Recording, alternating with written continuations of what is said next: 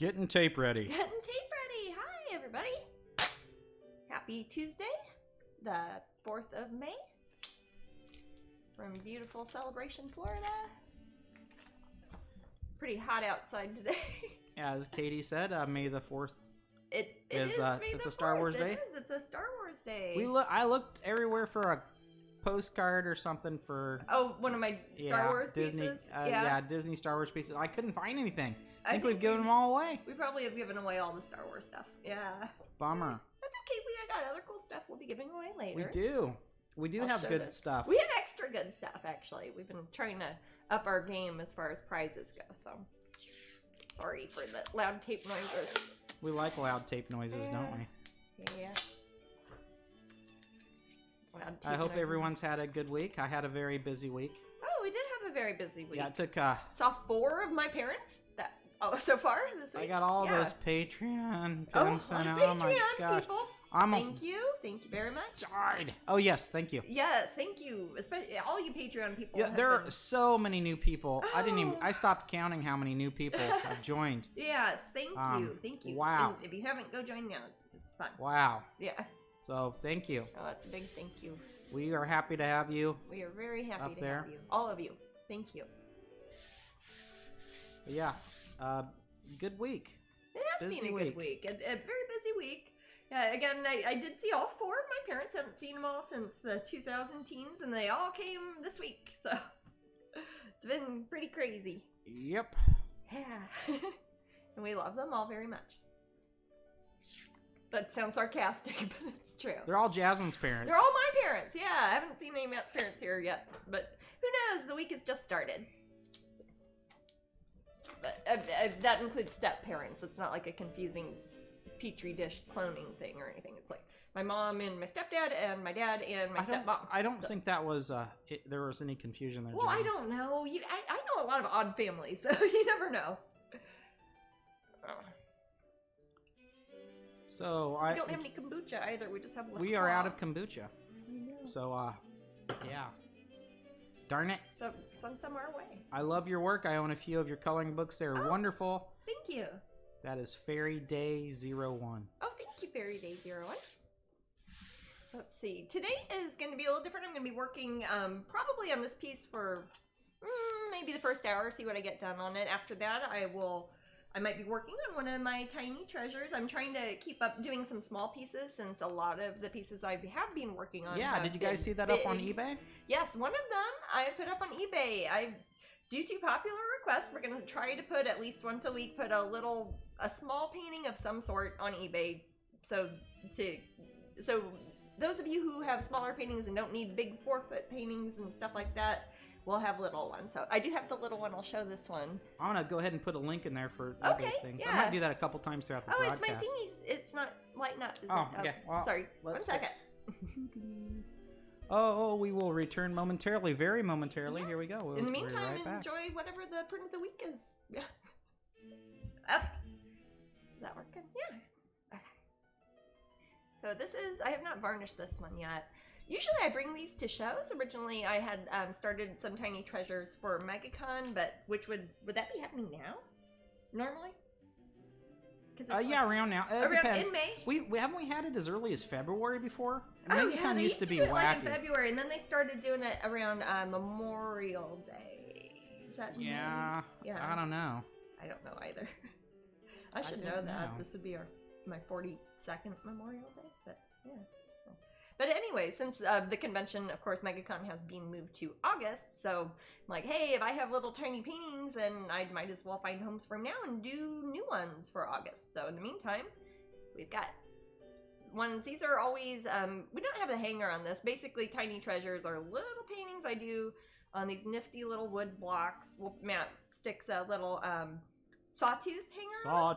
A sawtooth hanger. So they're ones that you could kind of stand up on a shelf, or you can hang them up on a nail. I put them on little easels a ton. Yes, they look great on a little easel. Or some people frame them too, like frame them. They're 3x3. Yep. Exactly. Or use sawtooth, thick nail on the wall. Mm-hmm. Yeah. Honestly, if you frame it, you can probably still use a sawtooth. It might stick out. You probably could. These are lightweight. So they're light, not heavy. So. Yeah, but that is currently up on eBay. It's a wonderful price right now too. Ooh. cool. Yeah. Well, that's because I just put it up. But Okay. who knows what it will end at? We don't know. I've seen these go for a ton. I know.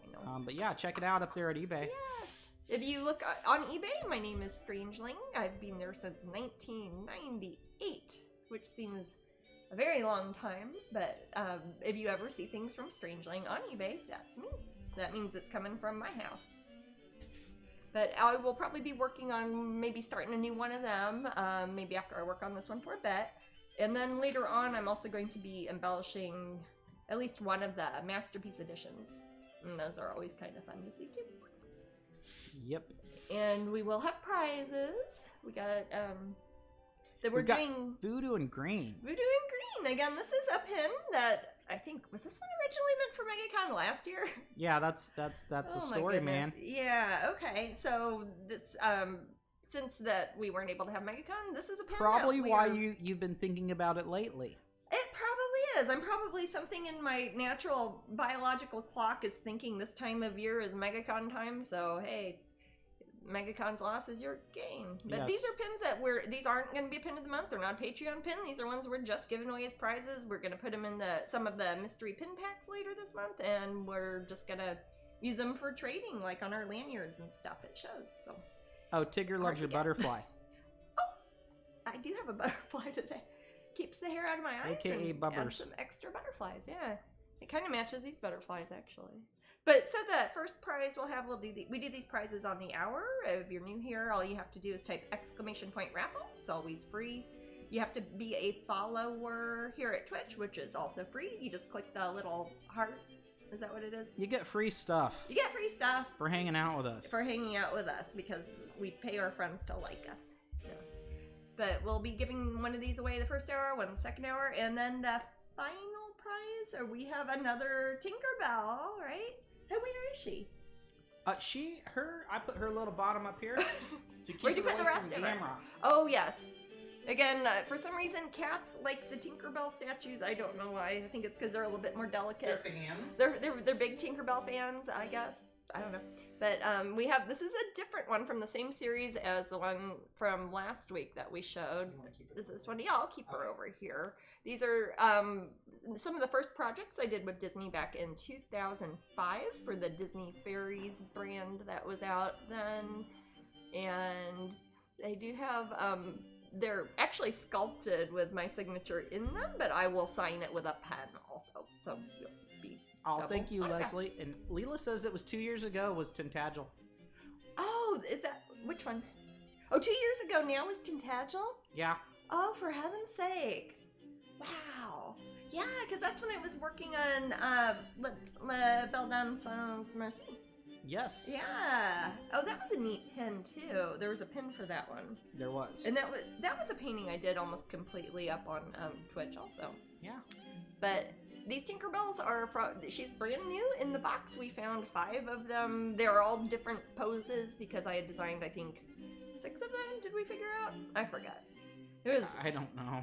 16 years ago. I don't remember. I've done so much since then. But these are darling little Tinkerbells. They were a limited edition made by the Bradford Exchange and Disney Fairies. And you really can't find these anymore unless you find somebody who bought one back then and is willing to sell it to you. And Hey, Jasmine. I'm not. I'm willing to give them away to you. Yeah. What size is the masterpiece on this one here that you're working on? This one, well, I haven't made the masterpieces yet because the painting's not done yet. What but will it's they be? let me think. It's 12 by 16, so that would be a 2-to-3 ratio. So that would be an 18 by 24, or 24 by 18 if you count the horizontal first, because it is a horizontally aligned painting. And we will have the masterpiece editions of these available, but we have had more than 5 people reserve them. But if you want one, still let us know. Email matt@strangeling.com. Yeah. And in case somebody is like, no, never mind.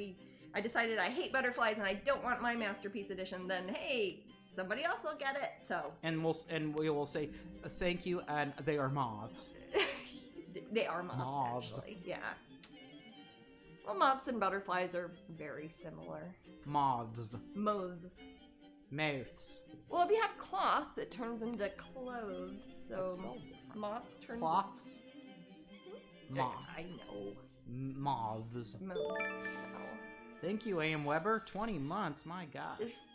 Didn't we figure out we had been up here for, was it last time or time before? It was like we'd done 36 months of Twitch total. Something like that. Wonder how many more. Because I think it was around this time 3 years ago we did this. We started this. Yes, I think it was. Yeah. Huh. My goodness. Time flies when you're painting live. But this painting here, of course, is Bright Candles Burn Fast. I've worked on it pretty much exclusively here at Twitch. So if you've been watching me work on this one for the past several weeks, you've seen everything I've done on it so far.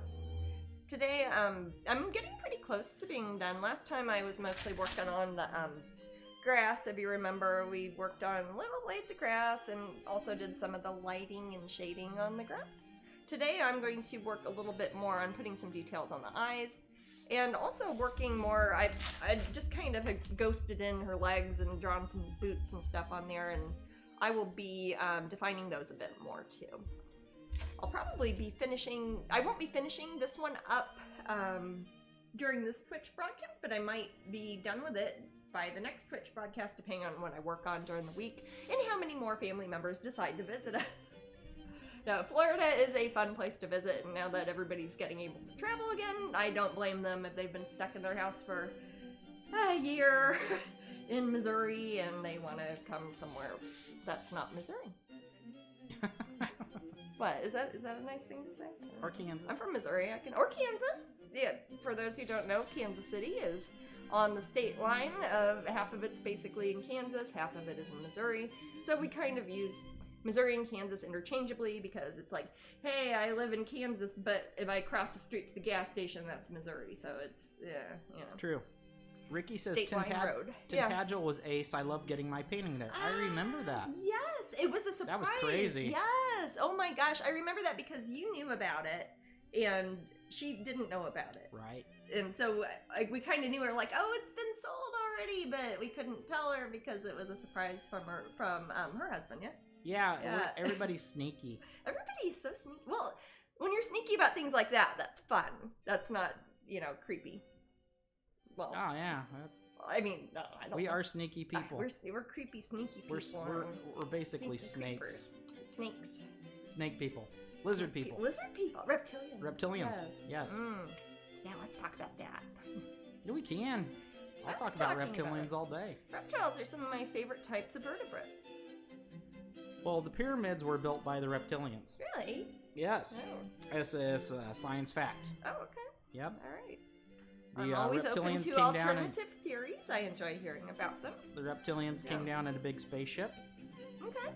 And started building pyramids, and a lot of people worked really hard to build the pyramids. It makes me sad when people act like they didn't do it. Well, you should. But I like to hear it's about okay because ideas. then the reptilians had babies with humans. Okay.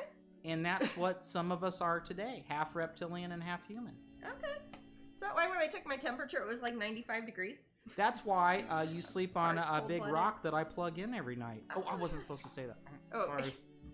Hey. Let me see. I haven't quite decided what colors. Don't want to put a whole lot of bright colors on the main figure in the front, since a lot of the lighting kind of special effects that I've been painting are super vibrant, saturated colors. So she's kind of got, well, she kind of looks like she's wearing my outfit now, because when I start going on autopilot, it just kind of ends up looking like me in whatever outfit I'm wearing that day.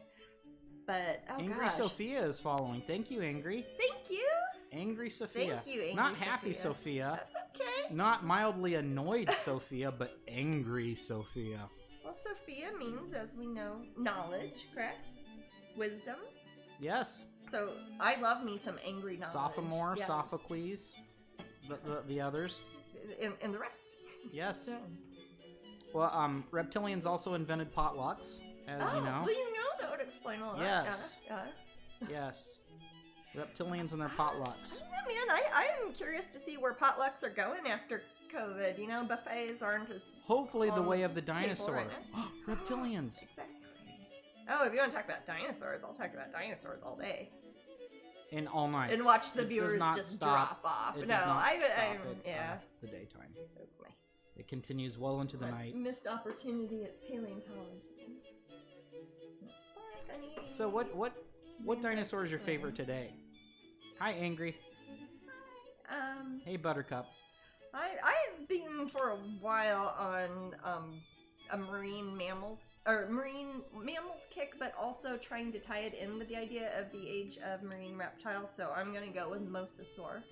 Usually I'd probably say plesiosaur, but A mosasaur. Mosasaurs, yes. Scary and any of the bitey. ichthyosaur type ones that have ichthyosaurs. They are the largest eyes of any. I mean, obviously I like big eyes, but I like them on my prehistoric reptiles also.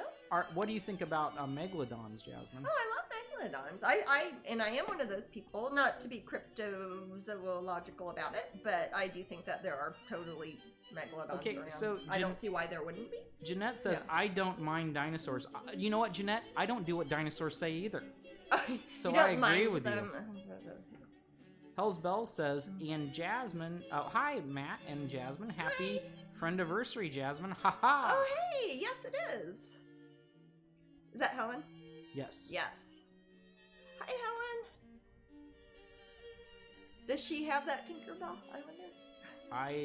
Do you have, show it, Jasmine. Maybe Helen just got in here. Show her the Tinkerbell and see if she has that one. This is one that she has. This is the one where she's almost hiding behind her own wings, like really kind of peeking over her shoulder. That's part of the reason I'm glad that they made the wings on these a little bit transparent, because otherwise, I mean, what's she even looking at? I don't know. But yeah, our cats, again, maybe it's the sparkles that are on them, but these ones the cats want, they want to put them in their mouths, carry them around like a little dead chipmunk. She's gonna go check. Yeah. We've got Helen on a mission to check for something in her own house. Fatal Fairy Kisses says, hi, this is the first chance I've been able to actually join in. Oh, welcome. Welcome. We're happy to have you here. You are welcome here, Fatal Fairy Kisses. Yes. I will not kiss you since it sounds deadly. Oh. Alexander Davenport says, why, hello there, Jasmine. Hello. I haven't seen you for a while. Where did you go? I haven't gone anywhere. We've been here. I'm here every Tuesday. Yeah, yeah, depends where you've been. If you haven't seen me a while on Facebook, that's Facebook's algorithm, because I post all the time. I post up at Patreon is the best place to find me, because they don't decide, hey, we're going to show you 1 out of 20 posts. You get to see them all up there. Unlike Instagram/Facebook, which is the same company, in case you didn't know. Gabriel was watching for a bit. He's off to bed. He says, good night, Jasmine, and hello to Sven, the trilobite. There's Sven. Woohoo. Got him right by me. Night there, Gabriel. Night. What's must be. What time is it there? 8:30 there. Yeah. That's a good bedtime. That explains it. I work on Tuesday, says Alexander. Oh, yeah, that's true. We used to be here on Sundays, and then we had to switch it up when I was doing the events at Disney Springs. We switched over to Tuesdays, and at least for a while, I think we're doing Tuesdays for the foreseeable future. So Fatal Fairy Kisses has had that username for years. Since they were a teenager. They are now 43. Oh my goodness.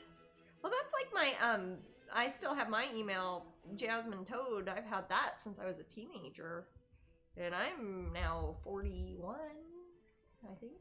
Yeah, I have to do the math. Oh, it's 2021 there now. It's 2021 everywhere.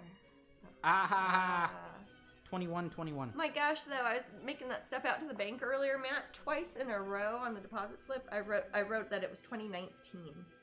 2019. I was off by 2 years. I'm happy it's not. I want to go through that again. Oh no, yeah. Oh, what's like? Wait for next year. It's 2020. No. Oh, hello, Sarika. Aloha. Nice to see ya. Very nice to see ya. Or it's nice for you to see me. That's a weird thing to say. Yeah, but how else are you supposed to say it? That's true. I don't know. I'm really bad at saying the wrong thing. Like, you know, when you're at a restaurant and they're like, hey, enjoy your meal. And I'm always like, yes, you too. Yes, very good, Brian Regan. It's true, though. I think that's a common thing. I think so, too. Jedi Master Nicole is now following. Who is? Jedi Master Nicole. Hey, may the Fourth on their be very with special you. day. Yeah. It's kind of embarrassing for work, though, referring to the name Fatal Fairy Kisses. So I made a special email just for those reasons. I still have, well, I started off, of course, doing my artwork when I was quite young, so I've always had the same email address, so every painting I've done has my Jasmine Toad written on the back of it as if I were still in high school, but I still have the same email address, so I still write Jasmine Toad AOL on everything because that's still my email address. I guess I probably should have early on made a more professional sounding one, but when you're doing something you don't know it's necessarily going to be your job for the next 25 years, you don't know to plan that, especially when you're a kid. So Leela's still looking for the Toad figurine with the plow. With the plow? Well, maybe she'll find one before October when we are in the UK. I don't know. Hoping we can get to the UK. If everything goes right and they let us in and everything, we'll be there October in Glastonbury. Beautiful, mystical Glastonbury. My goodness, I haven't seen so many of my UK friends since Tintagel, right? Or wait, did we have one show after that? We had one show after that. That would have been Glastonbury that October. Yeah, I mean, that was about our last show.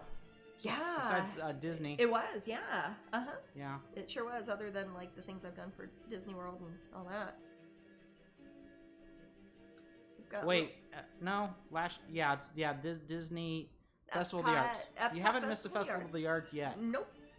And they've invited me back for next year, so I should theoretically be there. It's funny, people think, I think some folks who visit think I'm just at Epcot all the time, but really it's just during their Festival of the Arts. Maybe they give you like the German pavilion. I'll take it. That's a nice one. Oh, it looks more like a home than some of them. That's true. If you have to live in one. If you have to live in one, yeah. Japan's kind of nice. You could live in that pagoda. The pagoda is cool. The French pavilion, of course, is getting much enlarged right now, so that might be quite big. Well, heck, Mexico's got the big pyramid. Yeah. That would be... It's a nice fortress. Well, really, I'd probably pick the land pavilion over in Future World. Well, because you could grow your own food. You could grow your own food, but that's more of like a survivalist sort of option. You know, I've been through that ride in the morning, in the evening, and everywhere in between, and I swear I've never seen botanists at their stations. Really? Never. I have, because I've seen when they do the behind the scenes tour. I'm wondering if that's kind of what it's for. Kinda. And where the botany is done elsewhere. I don't know. Glastonbury was the last time Leela saw us. Okay. Well, we can always try what's it called, Jasmine? Astral travel. I've tried that and have had mixed results. Yeah, I tried astral travel, but I ended up falling asleep. Astral projection? Well, that used to be something my dad would encourage me to do if I couldn't sleep. He's like, try to do that, because I've always had problems sleeping my whole life, and when I was a kid, that would be something, and theoretically it'd make you fall asleep eventually, but really it just drives you crazy, I think. I don't know. Katie says Germany has the really good beer garden, not as crowded as the... My parents are there right now. My stepfather and biological probably mother literally are there right now. Yes, I think they're having lunch there. They might be finished up by now. I know it was a late lunch. But Germany has the really good beer garden, not as crowded as the America side that does beer flights. Oh, yeah, that's true. I know they have the new restaurant, the Smokehouse restaurant, that's in the American Pavilion. Of course, I haven't been to it yet, because I haven't been to Disney as a guest for quite a while because of COVID and everything, but I've been there for work. Fatal Fairy Kisses says, I just joined your pin tier on Patreon. Oh, wonderful. And just received my first package yesterday. Excellent. And I absolutely love it. I hope to see you in person again someday. I saw you at MegaCon a few years ago. Fatal, you are a Floridian, correct? If they're a Floridian, they're gonna see me more. That package got to her pretty quickly. Yeah. We do have, it is May now. Let me think, last time we broadcast it was April. Yeah, because it's only the 4th now. Yes, Fatal is in Florida. Oh, cool. Put it together. You got your package quickly, and you saw us at MegaCon. And you saw us at MegaCon, which is of course in Orlando. Well, Either we'll be the back postal at service is on it. That seems unlikely. And you travel far for shows, or you live in Florida. Lakeland. Lakeland. All right, Lakeland. That is quite close. Lakeland is very nice.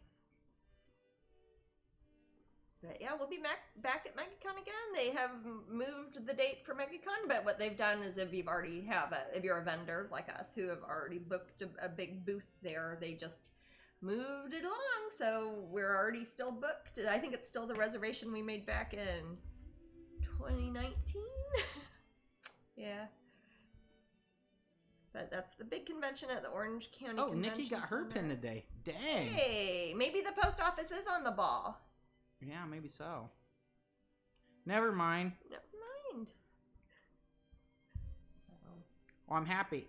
Well, at any rate, that means the pin of the month that we have now is the even newer one, which is, I have one. Where did she go?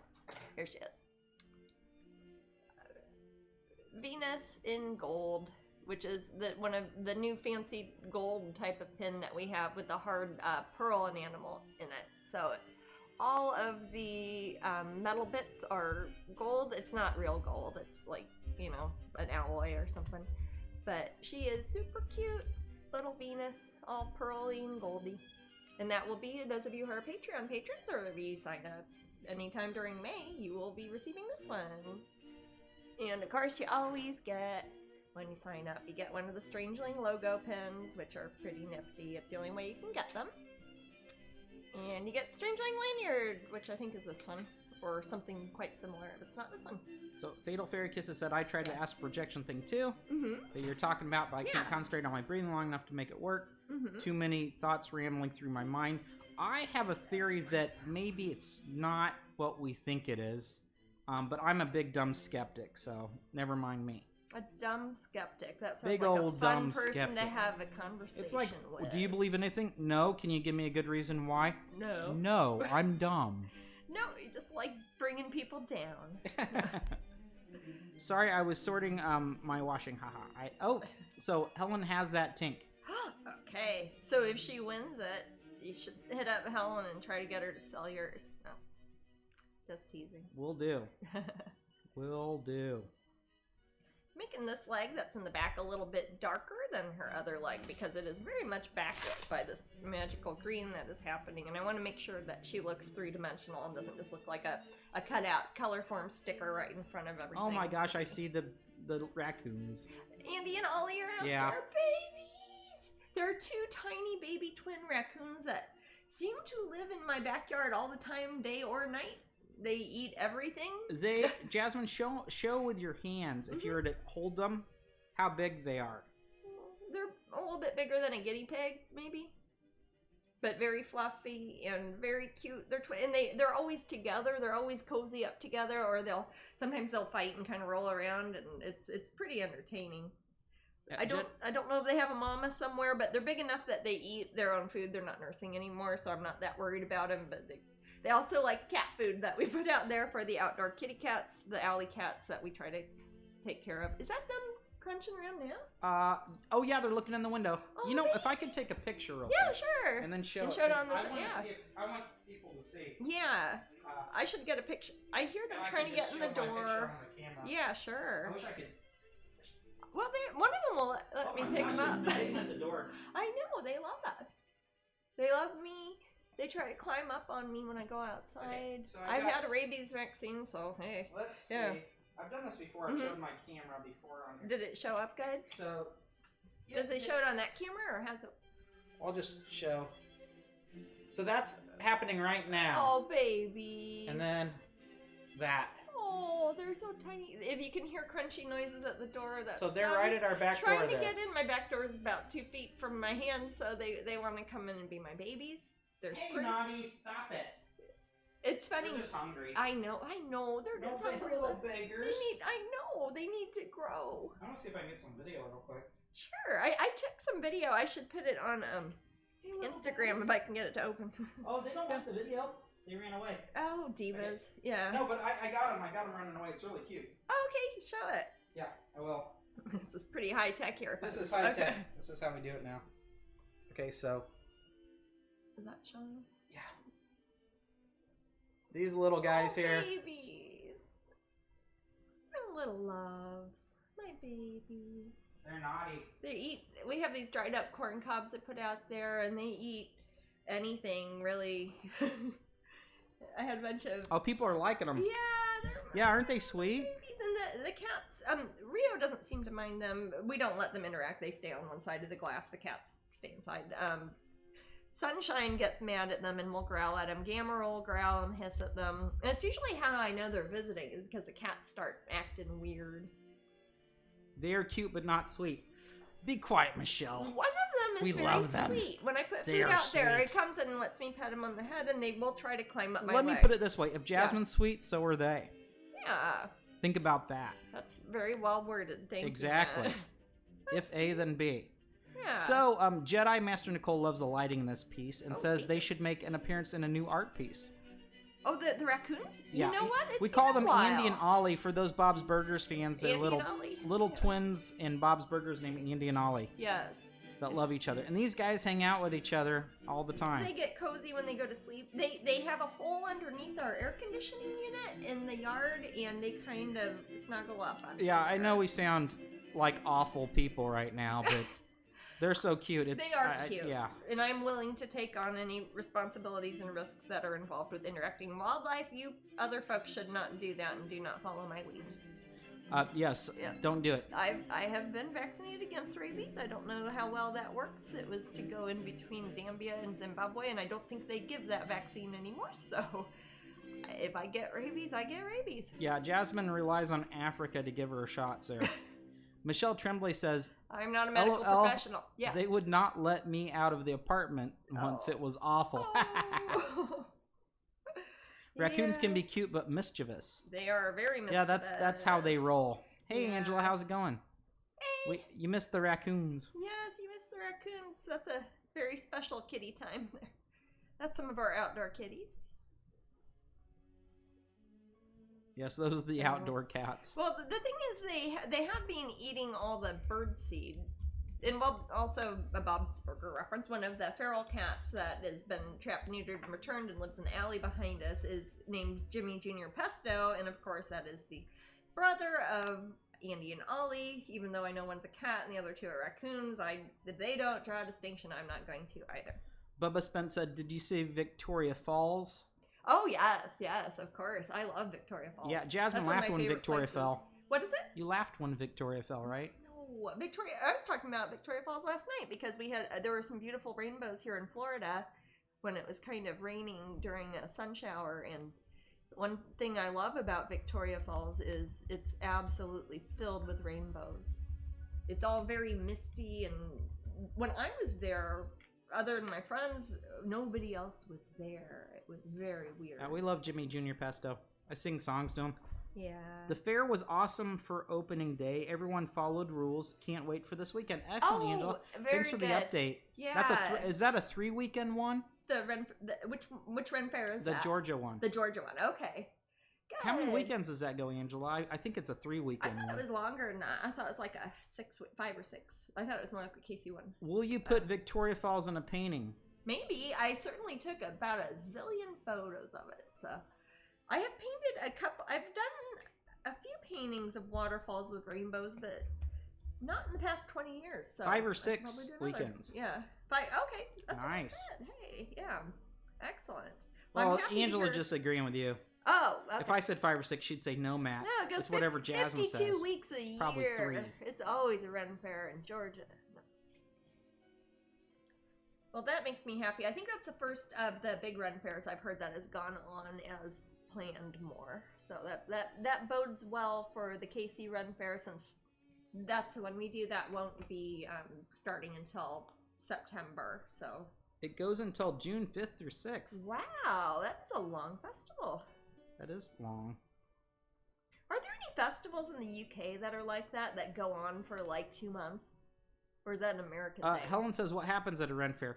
Basically, it's like a funny medieval village where people sell things from that era. People get drunk. People like Jasmine sell their art. There's artisans. Yeah, there's a lot of artists and jugglers. crafters, There's blacksmiths making armor. It's it's basically a salute to the Renaissance era. Yeah. Sometimes the Middle Ages, just in general. Sure. They'll have knights that fight each other. Yeah. Knights on horseback. They'll often have a king that goes through there. Yeah, and there's a lot of actors heraldry. who work there who will a lot of hoopla. Yeah, who will be kind of acting in character. It is meant to simulate that time period with varying degrees of accuracy, but it's a lot of fun, and it's also the sort of thing that people might bring children on a field trip, like for school, to say, hey, this is how we used to make food, this is how we used to make clothes. And I could never forget the joust, Angela. Jousts, yes. It wakes me up. Yes. The joust is happening. Gallery there, yes, and it's right across from the joust, and we hear the fanfare from that, and when the joust lets out, that's when everybody comes to our booth, because we're one of the first booths you see. It's a good place to be. So, Helen, as far as I know, they are a Western Hemisphere sort of thing. They're a new world thing, meaning to emulate the old world. Mostly America, and I think there's one or two in Canada. Yeah. Sometimes they're just a weekend, sometimes they're long. Yeah. It's kind of wacky. Some of the photos you see from Jasmine when she's dressed in a cute little outfit that looks a bit Middle I Ages. try to keep my outfit time period specific. Yeah. I believe it. What year is it supposed to be there? Like 1510 or something? Oh, did Barf go on this year? Bay Area Run Fair, yes. Because I don't even remember that. Wasn't Deanna talking about it? I don't remember. Or am I confusing it with last year? And how BARF, by the way, stands for Bay Area Ren Fair. Yeah, let's not call it BARF. It's the Bay Area Ren Fair, but it's not the Bay Area in California. It's the Bay Area of Tampa Bay. Oh, well, Fatal Kisses called it BARF. I got to read what they say. I can't see the TV. Okay, you're on. Jasmine just put you on notice, Fatal Fairy, for saying BARF. She does not like that. No, I'm saying that if acronym. You were using that acronym, some people might not know. If you just yell, "Hey, is BARF going on?" Well, it is the Ren Fair. There's a lot of beer. BARF and BARF. BARF and BARF. It's going on now. Bay Area Ren Fair is going on now. Okay. Well, that means Heather's busy. Yes. I wonder if Heather's at it. I don't know. I wonder if Deanna's there. I don't know. Oh, you can call it BARF. Oh, yes. I was telling Matt not to if people didn't know what he's talking about. It's a local way to say it. Yeah. It's acronym for anachronism. Oh, that's good. That is good. And I don't know who got that joke. Yeah. But that's not a good joke. I should suffer for that. Well, for those of you who are familiar with the Society for Creative Anachronism, that is something that does happen at the Ren Fairs. They are the people who legitimately know about the types of weapons and methods of combat that were used in centuries past. And they often will do displays and tutorials and sell their big swords and things like that. So Angela says she likes Garf. It's a Georgia area Ren Festival, I guess. All right. I like it Garfield. I like Garfield. Yeah.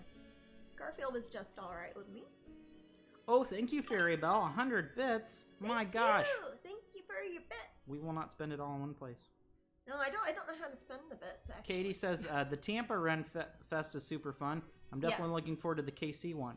Yes. Yep, Katie, that's the Bay Area. Yeah, Bay Area Ren Fair is... Well, or unless you're thinking of Sarasota. There's the Sarasota Medieval Fair, and I've actually been at that one as a guest back when they had guests there. Yeah. Usually, for those who don't know, the Ren Fairs that are longer, you actually purchase a building there just like you would buy a house. It's deeded, you pay taxes and utilities and like a mortgage and all that. So that's why some people aren't going to be at every Ren Fair. The Kansas City one, we own that gallery that has the house on top of it. That's like something we bought. And that's why we are there, whether we want to be or not. So. Oh, and Garrick said, I used to be part of the SCA. Yes. Excellent. And that's what Jasmine was referring to.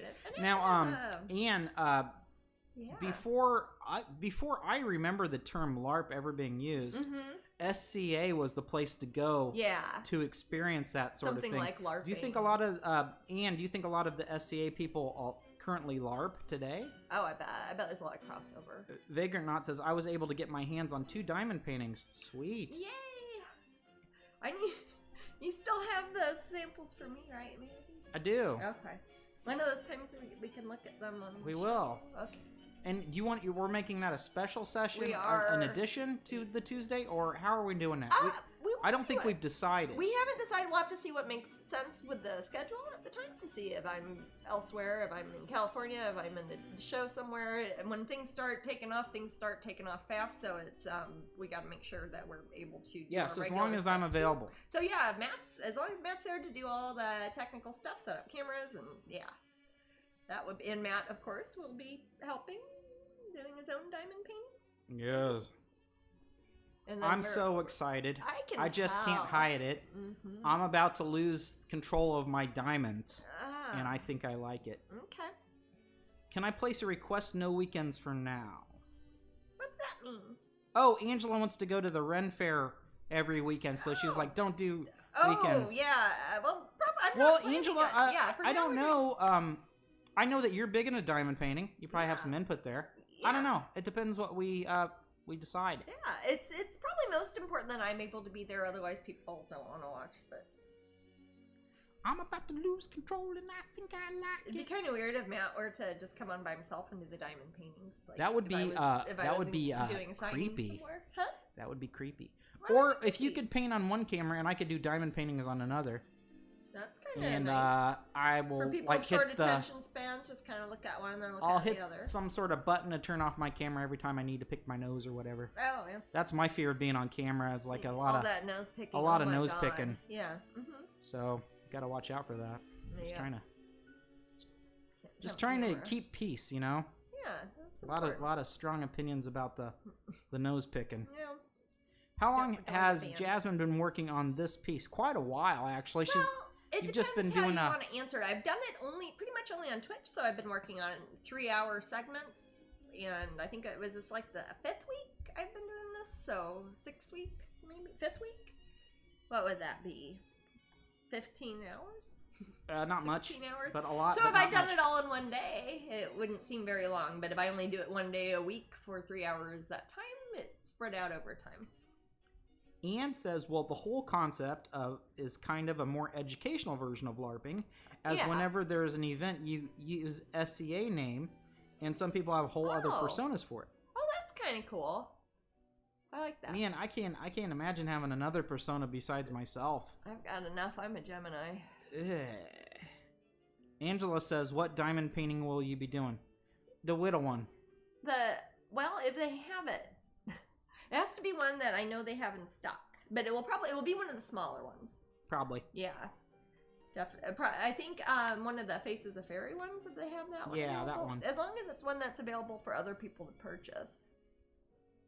Do you know is that the samples that they send us? Do you know? Yeah. Okay. Do you know if that one's available on the website? Because last I looked, it said out of stock on it. So I don't know. So I want to make sure it's one that's there.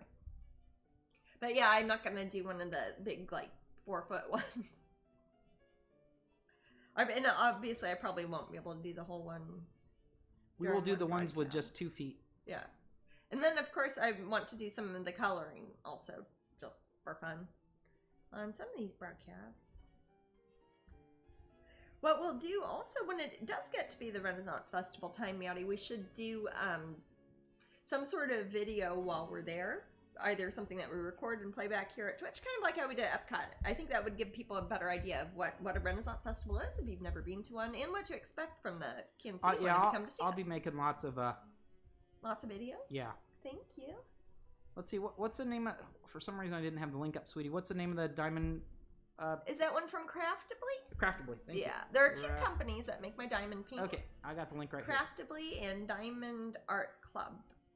If you see them anywhere else, those are the fake. ones we have. Don't buy them. Don't ever buy anything at wish.com. Yes. Yes, don't. Don't ever buy anything. Even if it's a pair of jeans, don't buy it. It's probably stolen, or they'll send you a fake pair of jeans. And the other one is Diamond Art Club. And they're both really good from what I hear.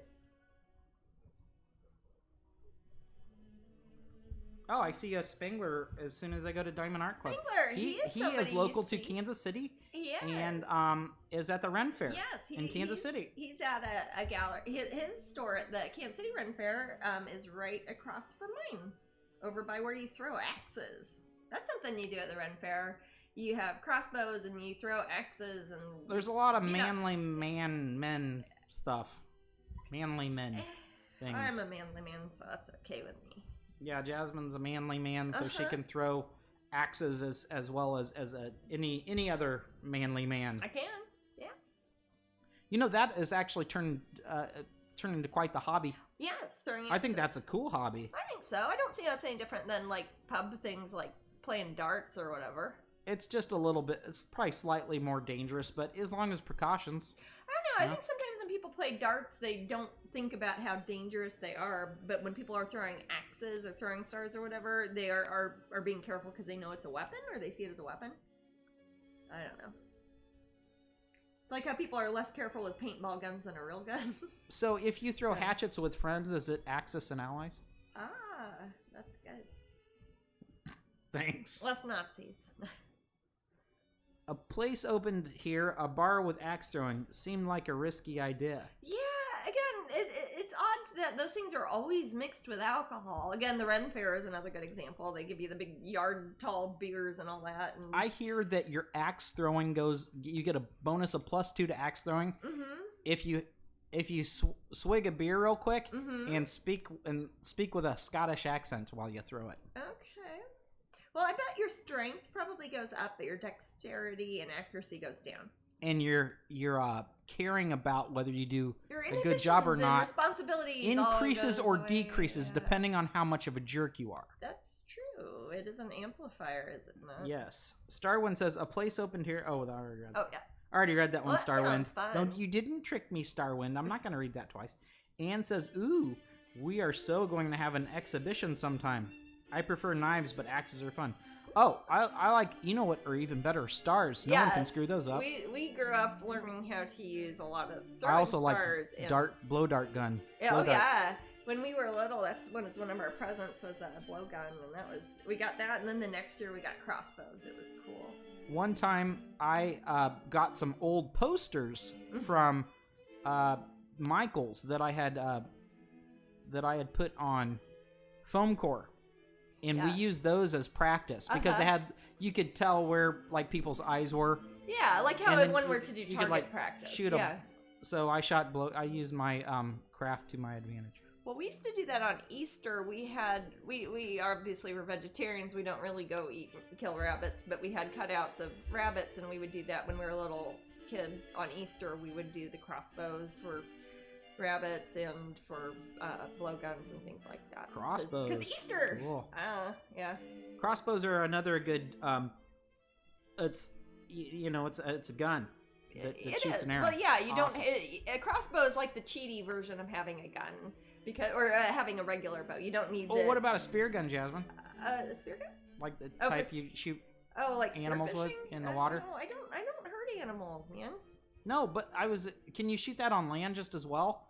I think Jason did in one of the Friday the 13th. Oh, yeah, well, you can, what is it? There's some movie, I think a movie I like where somebody gets a spear fishing gun, and they get a person out of the water in it.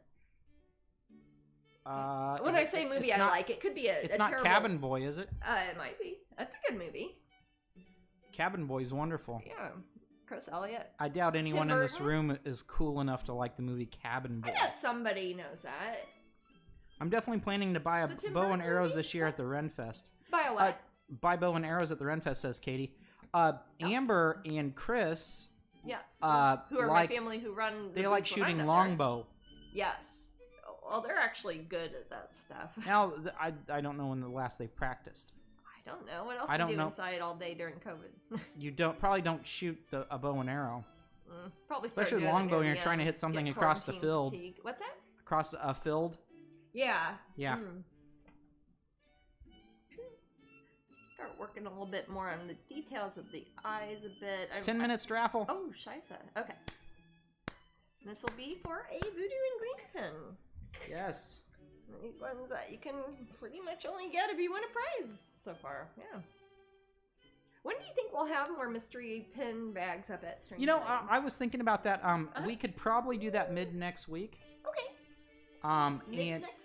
And we'll sprinkle some of those voodoo and green pins in there too. So it's as well as a few other rare ones. Other rare ones. Yeah. But some of you guys will get packs that don't have rare ones. It is random. And please remember it's random. I'm not being a jerk. The names. They all I go promise in I'm not being a jerk. Don't blame us if random means you don't get something when your friend gets 5 cool ones. We don't know. We don't know. It's random. And if you don't know what random is, look up the word random before you contact us. It's kind of like ransom with a D. It's not like that. That is how it is spelled. It's confusing the symbol of a thing with the thing. Katie says, the Robin Hood cast member let me try and shoot his huge longbow. Katie, should I be reading this? Oh my. I think I might know that guy. His huge longbow. Yeah, I could only get it to maybe 40-pound pullback, and it's at least an 80-pound pullback. Yeah. I don't know what I could do. I'm a fairly strong individual, but I'm not sure what I can pull my on dad's something got like that. some, because my dad does a lot of it's probably technique. Some of those are actually hunting like he would get deer with and things. You know, and those are pretty powerful, and the bolts on them are like have razors on them and shit. I remember seeing a fairly wiry fellow at a Ren fair, and he pulled back a bow, and I think he gave it to me so I could. This was years ago, I could try it, and he showed me how to pull it, but he would not look like he was as strong as. I think there's a technique to it. Yeah. Oh, I'm sure. Because small people can be very good at archery, and kids like kids this, are Jasmine, good at archery. This sort of thing where you do this. Yeah. You kind of start with it pointing at the sky and then pull it different back. than there's compound bows too. It was not. Yeah, it was like a long bow. Okay. It was just all wood and a string. So pretty cool. But yeah, so I think some of it's technique, Katie. You can probably just get stronger by practicing that. Angela says Bob has that on his wish list. He let me go first in buying something inexpensive. I bought a $100 Drabbit puppet that looks like Cheshire Cat. Also won the Drabbit raffle on first day. Oh. May I ask, is the monochrome at the easel being sent out with the May pin of the month? Yes. Leela. Yes. Yes, it is. So and Jasmine's going to sign each one. Oh, yeah. I don't have one of those to show you guys at the moment. And though each one of those will be on the little easel is hand signed by me on the actual pin. It's the first time we've had an actual pin that is signed as opposed to just the backing board. So yeah, those of you who are in May, you will be getting this one and the At the Easel with my autograph on it. They'll come in the same little package, and those will come automatically. The At the Easel one is a Patreon exclusive, so that will not be one you can buy. It's just one that goes out to our Patreon patrons in the pin collector tier. So Anne can do a 40 bow regularly, but sometimes she can do a 60. Ooh, that's strong. That is strong. It's going to kill somebody. Oh, yeah. Which is probably the point. Well, yeah. Well, they are meant to be. They are meant to be a weapon, or for fighting people, or for getting animals. But I think they're just a fun sport, also. As with anything like that. And, you know, home defense, whatever.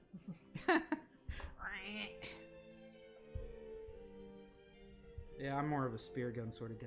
Yeah. I've never seen one in real life, I think, Jasmine. You've seen people spearfishing in Florida a lot. They could point at rocks. Yeah. I remember. Yeah. That's sad.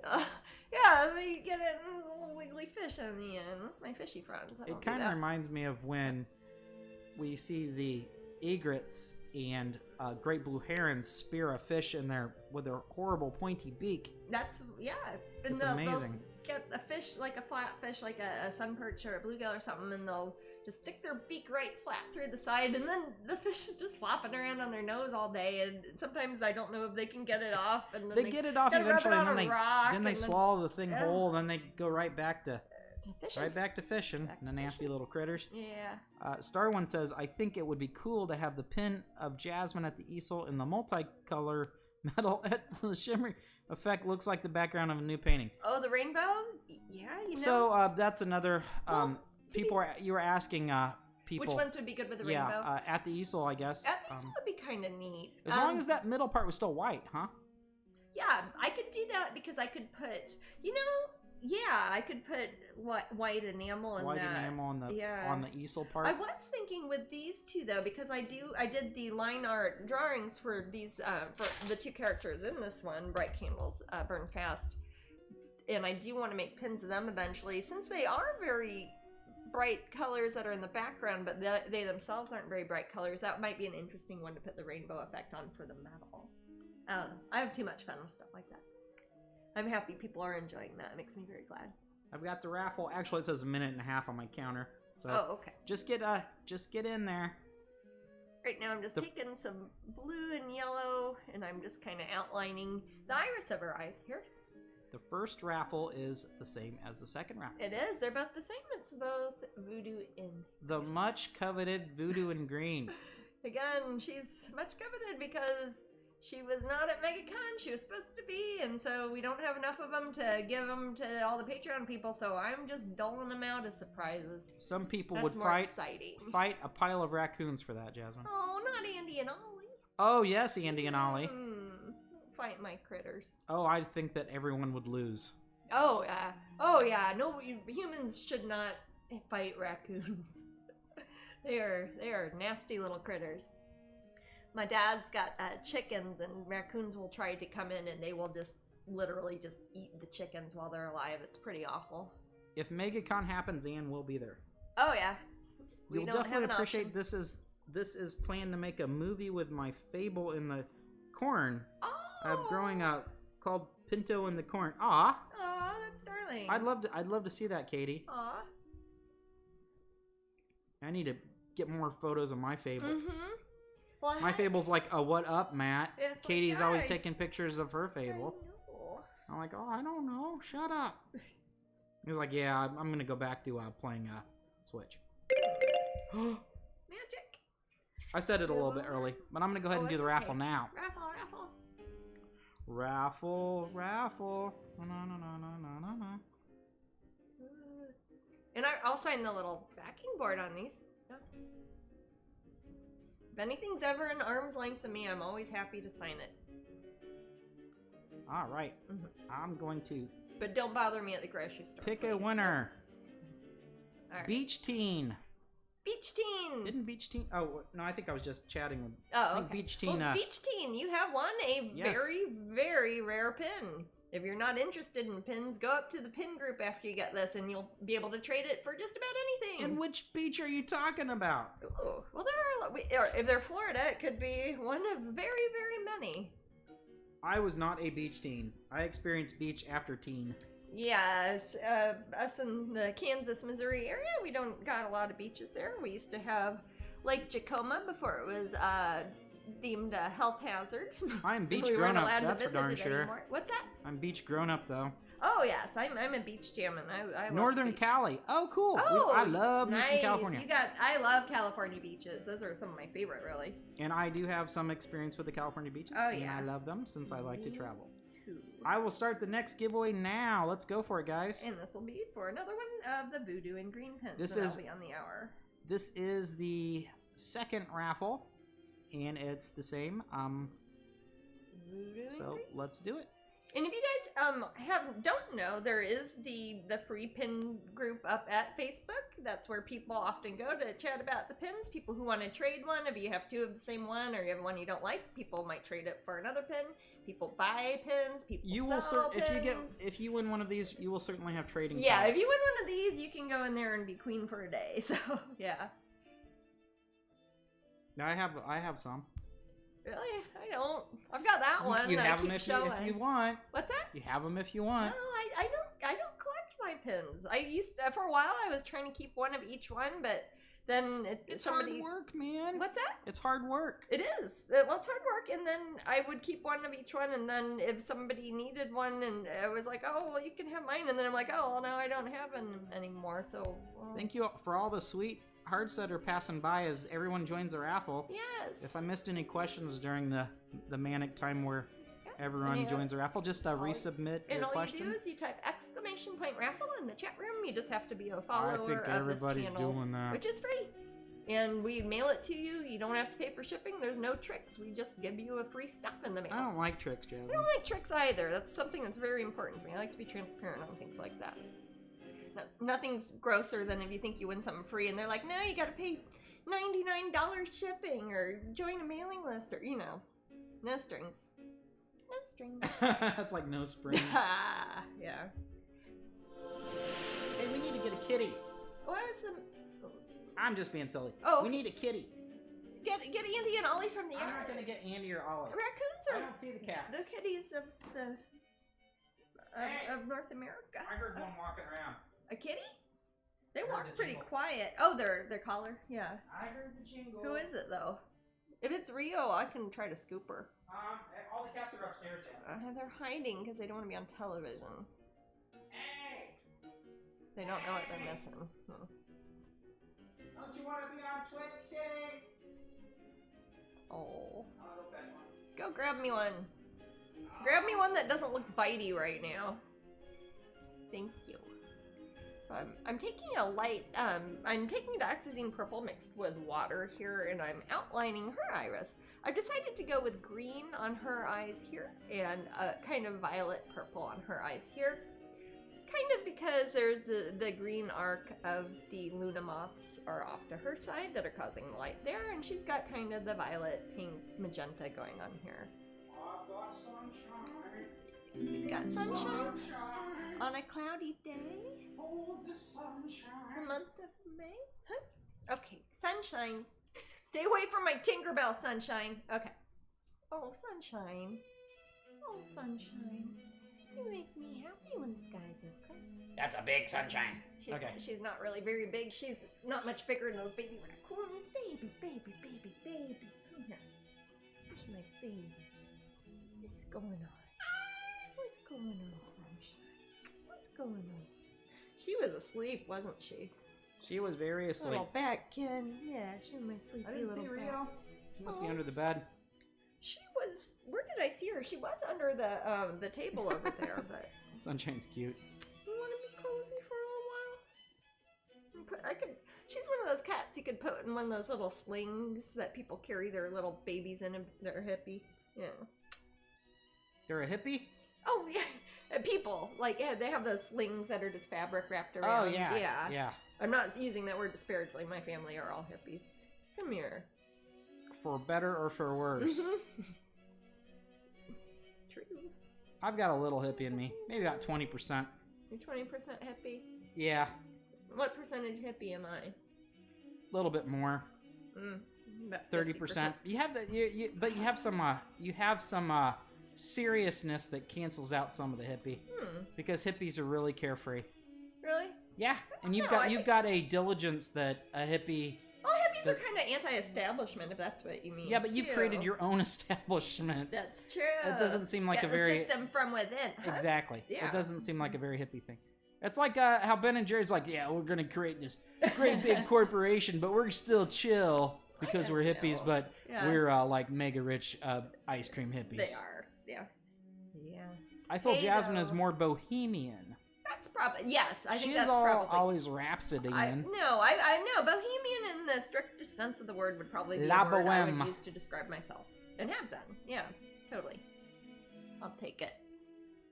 I don't. But know. not boho. I refuse to use that phrase unless I'm hippie. googling clothing. Huh? European hippie. Like that part of Prussia, I guess. Bohemia. No. Sure. I have a friend that carries her pug dog around in a little backpack dog carrier. Aw. See, Sunshine would be a good candidate for that. Our other cats would not be, but she would be. Leela says, all I'm going to say is that there are some pins worth waiting for. Wink, wink. Yes. And don't worry, Leela. We will hook you up when those are available. It's true. Wink, wink. It's true. We know what that means. We know. That wink sound like it was from a certain bird. A certain black bird. Ah! A corvid, which is a word that sounds so much like COVID. It makes me mad. I love corvidae birds, all the ravens and lovelies. Proud to be who I am, a Gothrit. Yes. Yeah? I've got a little bit of goth in me, I guess.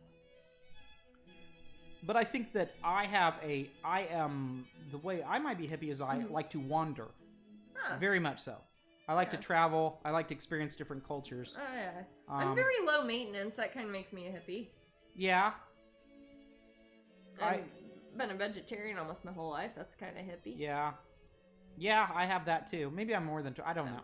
I think I have a lot of things that are hippie adjacent. You're hippie adjacent. Yeah, yes. But I'm not. But I am not. But you don't identify as I do not. I can't. but I get along very much with them. Yeah. Kachina and her family, my sister, are all hippies. Hippies tend to like me. Yeah. But I think I'm part of the get along gang, you know? Yeah, you are. I can generally get along with whatever. Yeah. It's a good thing. That's what we try. I think we should try to do that. I agree. Not let certain opinions make us build a little fortress around ourselves so big that we can't get along with everybody. Yeah, I can get along with anybody, really. For about 15 minutes. Well, hey. Yeah. You're a grown-up. You don't have to... It doesn't have to be longer than that sometimes. That's true. It's very true. I put a little bit of almost turquoise and yellow around the pupil of her eye. It's really kind of making it pop here. Let me see if I can show you what I'm doing here. So she's got kind of violet turning into turquoise, turning into a little bit of a greenish yellow, which sounds like a lot of colors, but really it's like 3 strokes of the brush. On her eyes are looking really green. I'm going to knock it down a bit by putting a complementary color. I want to keep it yellow, so I'm going to go orange and put a little bit of orange around the pupil of her eye. And then I'm going to let this set for a while and start on a tiny treasure. So, don't know which one. I've drawn some based off of some sketches I had, so I'll pick one that looks fun. Leela says, we are who we are, all special. Yes. Yeah, special isn't always good, though. Because not everybody's good. That's if we're true. all special. Unique would be a good word. We have to all be everybody unique. is one of a kind. Except for identical twins. Andy and Ollie. Like Andy and Ollie. Do we have any twins in the room?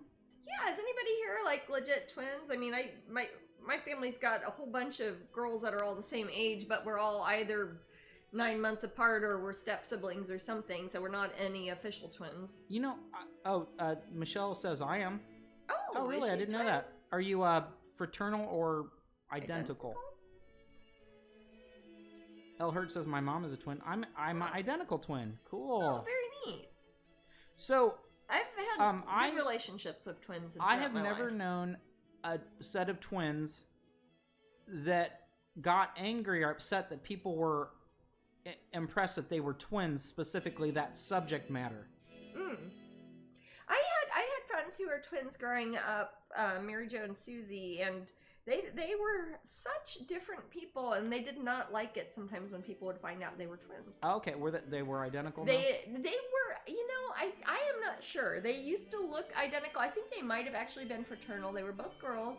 They were kind of neat because they were born on leap year day. Whoa, Michelle has identical twin brothers also. Oh, are you one of those families, Michelle, that has a bunch of twins throughout them, or parents had like a bunch of those? Lanny and David are like that. They've got he's got sisters that are twins. They got kids that are twins. Or something in the gene pool. Yeah, I mean, I'm a Gemini. That doesn't really count. But like John and Kate plus 8 or whatever used to be on. Talk about them. Oh, we're not allowed to talk about them anymore. I don't like talking about any of those family TV show things. Those are weird, man. I don't know. I don't they ever seem exploited. I only see them when something happens. I was gonna say I usually see on the front of tabloids when I'm just trying to buy groceries. Yep. Yeah. Oh man, I'm telling you, it's like, oh, what did so and so do? Oh, those are those people from that one show that I heard everybody talk about, but I never watched. That's why I never get personally invested in any of that nonsense. Helen says, I have twins on my mom and dad's side of the family, aunties, uncles, cousins, and half-cousins. Oh, wow. Yeah. Leslie says, I'm a twin and my sister has twin boys. Wow. See, there are a lot of twins. Well, I was asking my nieces and nephews, and one of them had 3 sets of twins in their class, and like a class of like 18 people. I Michelle think that's says, some fertility drugs in the water. I don't know. LOL, no, my dad remarried, had another set of twins. Oh my gosh. I'm a Gemini, also I think same birthday as Jasmine, June 3rd. I'm June 4th, but barely. Depends where I would have been in the country at the time. I like it when twins are Geminis also. That makes my heart happy, and I've known a handful of people like that, and they've always been people that have affected my life somehow. I don't trust Geminis. You should never trust Geminis. I don't. Except for me. In fact, I think Michelle's making up about being twin. She's lying. Don't trust you, Michelle. Sorry. I mean, me and Kachina are Irish twins, I guess, because we're the same age, but we're born different years. I like kitty cat twins.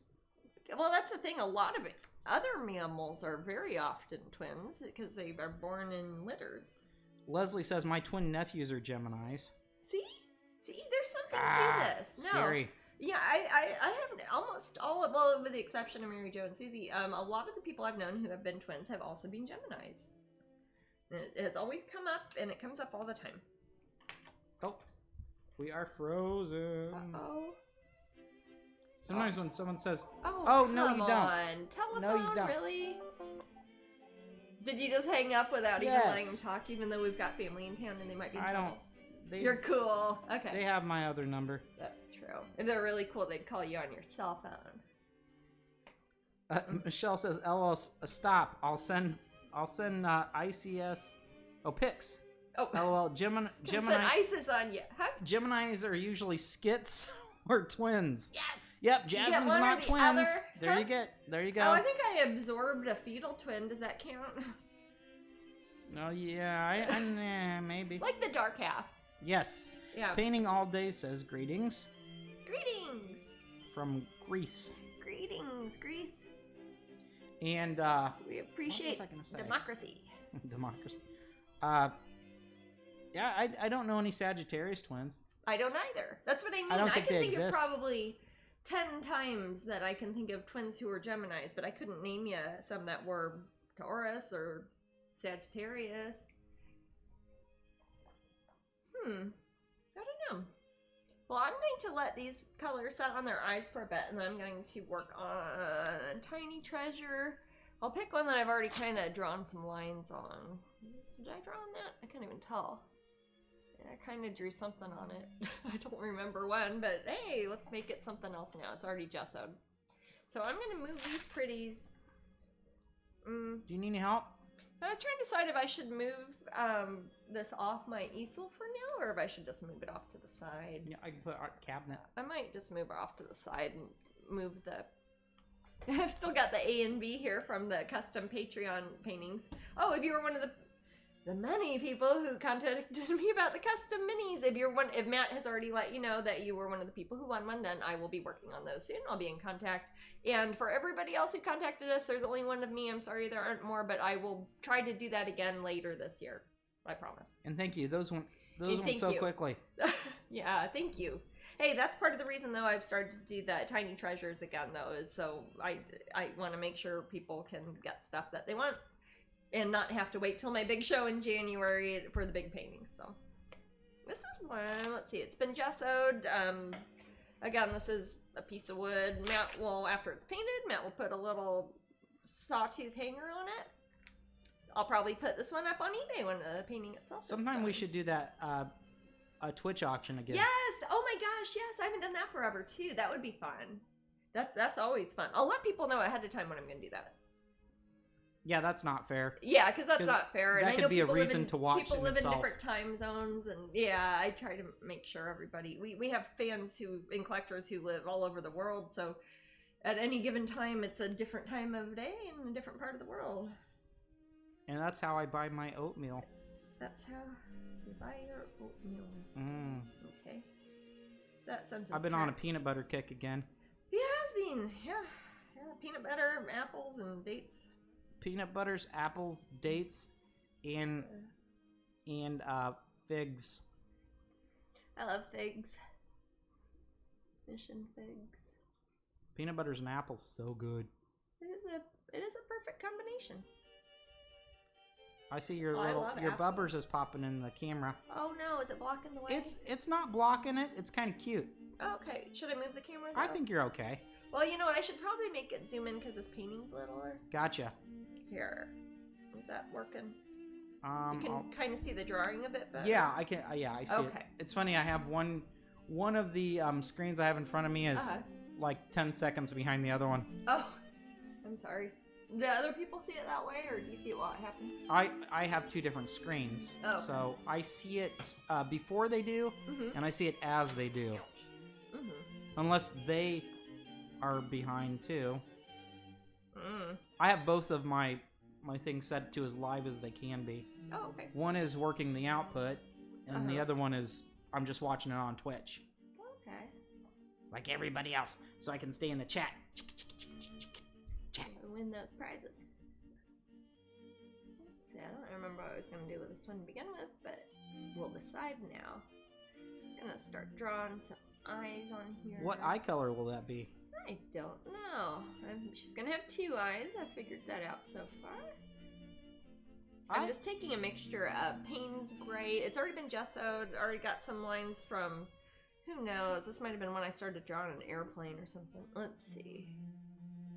I think it was one I started to work on for MegaCon. Possibly MegaCon last year, but it doesn't matter. It's mine now. Make some little outlines for her eyes. Make a little circle. This is Payne's Gray and Van Dyke Brown. Kind of just a generic dark color with a skinny little brush that I'm sort of using to draw before I start slapping much paint down. Just so I can figure out it looks like something. You know, I think this is one that started off as a sketch when I was doing the pen design for Violet sometimes. That was one of the UK pens, I think, wasn't it? I don't know. I don't know. So I don't know what colors I'll go with this one. I'll have to see. Sometimes I just like painting and sort of get the feel for the character while I'm making it up. Sometimes paintings like that end up being some of my favorites. Got about 10 minutes till we read the little story. Oh, story, yes. That will be fun. You know, if that's the case, do you mind hitting pause real quick? I can do a quick bathroom break without having to interfere with a raffle or anything. I will. I might rinse out my paint water also since we're going to take a little break. A new painting. Yeah, sure. I'll be just back in a second.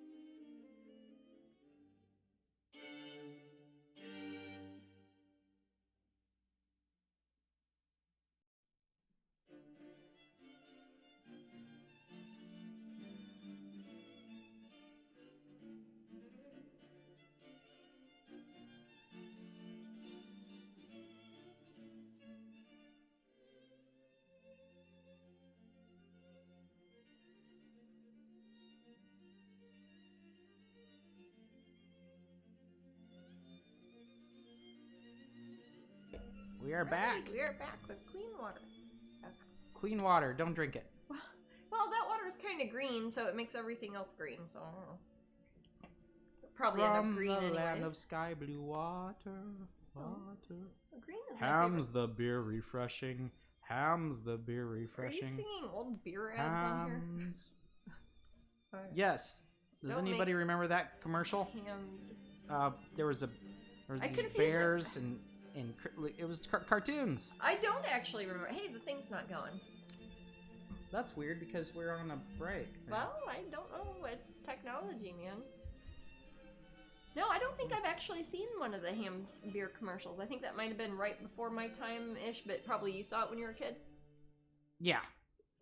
I think I lump it in with the, what's the butter that had the Native American girl on it? Land O'Lakes? Land O'Lakes. It's similar. It had the same sort of advertising campaign, but not as many bears.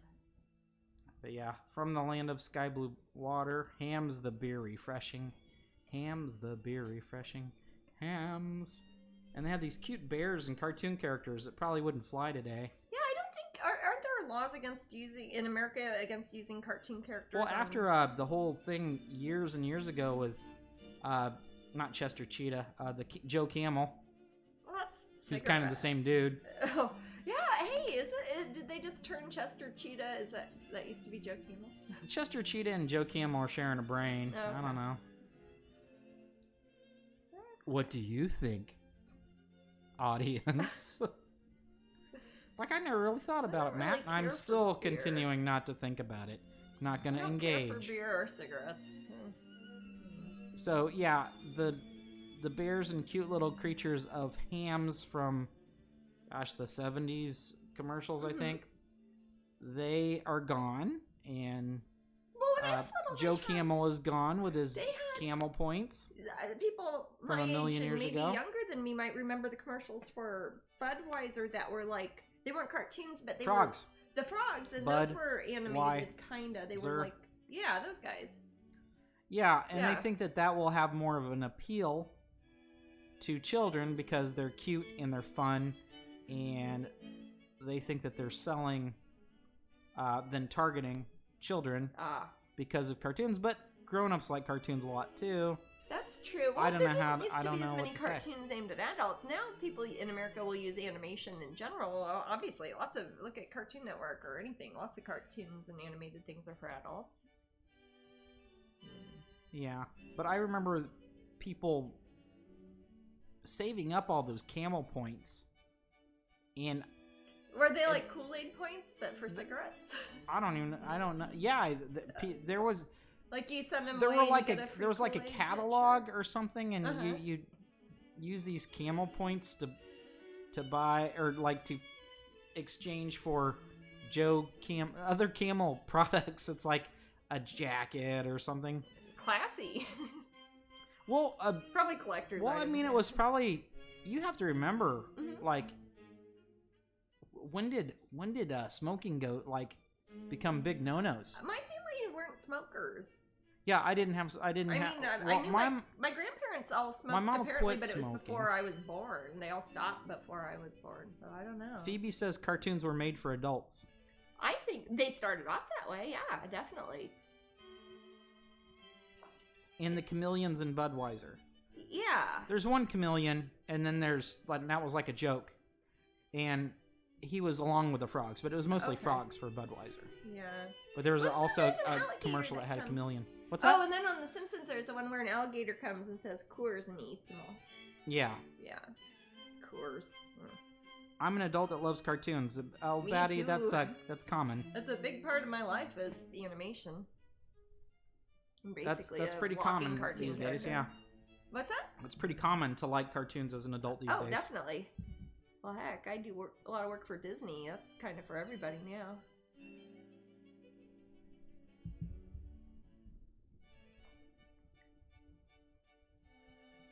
But very early cartoons, when you look at like the old Mickey Mouse ones and things, those were just made for whoever was in the movie theater before they show their newsreels and stuff. Yeah, a lot of them were children. A lot of the points they got across, a child could understand. Yeah.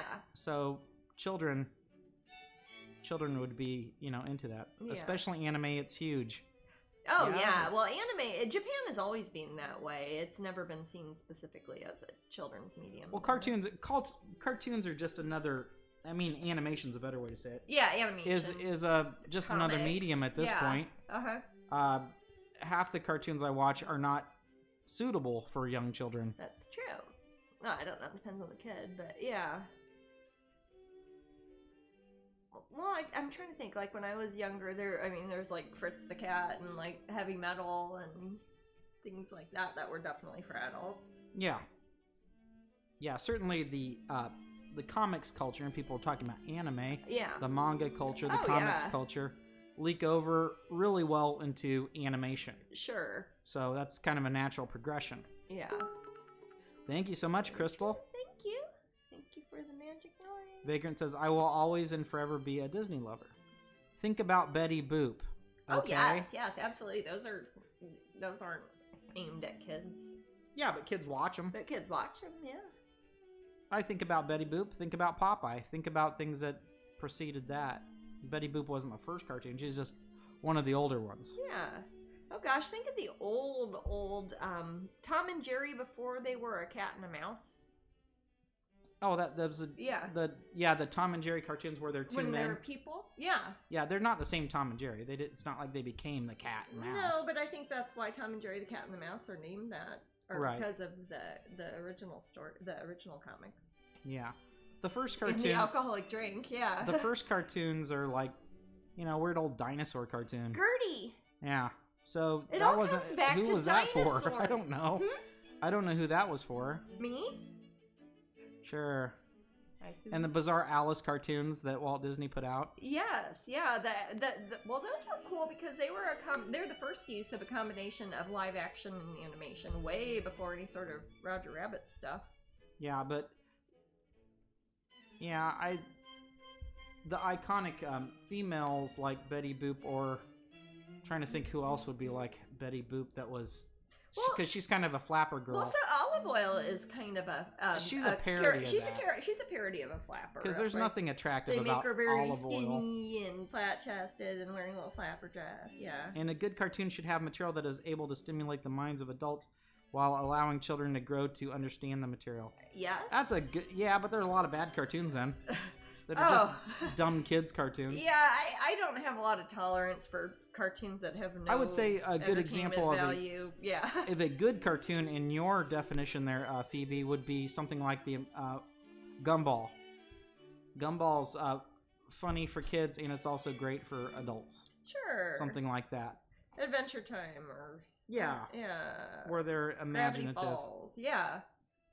Or heck, a lot of the feature-length things now, animated things like any Pixar type stuff, those are obvious. They'll have jokes in there that grown-ups will get. Oh, I remember when Dragon Ball Z was like in the late 90s when I was really into it. And I told a woman at I worked at the Disney catalog that I liked Dragon Ball Z a lot, and she thought she for some reason got it confused with Dragon Tales, and I was like.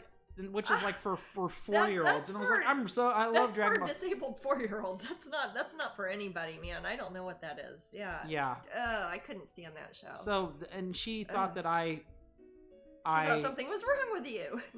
No, she thought that I was liking a very small children. It was like, so I figured out by what she was saying that she was thinking that I meant Dragon Tales. Oh. And I never corrected her, so I think she just thinks that I want her to like that. I didn't mention the characters or anything. No judgment. Yeah. The Secret of Nim. Yeah, that's a good film. Yeah, I was just talking about that with Buddy. Had left an impression on me as a kid. The Secret of Nim is very good. Yeah. I like it. It's not very funny. It's not a funny cartoon. It's a drama. It's got some heavy-handed sort of themes in it, really. And some bizarre near sorcery. Yeah. Weird. Contains near sorcery. As a child / preteen, I kind of lumped it together with things like Labyrinth or other magical films. Sure. Well, that makes sense. Yeah. What's something that would compare to something like Secret of Nim back then? So there's that Black Cauldron, but I could never get into that.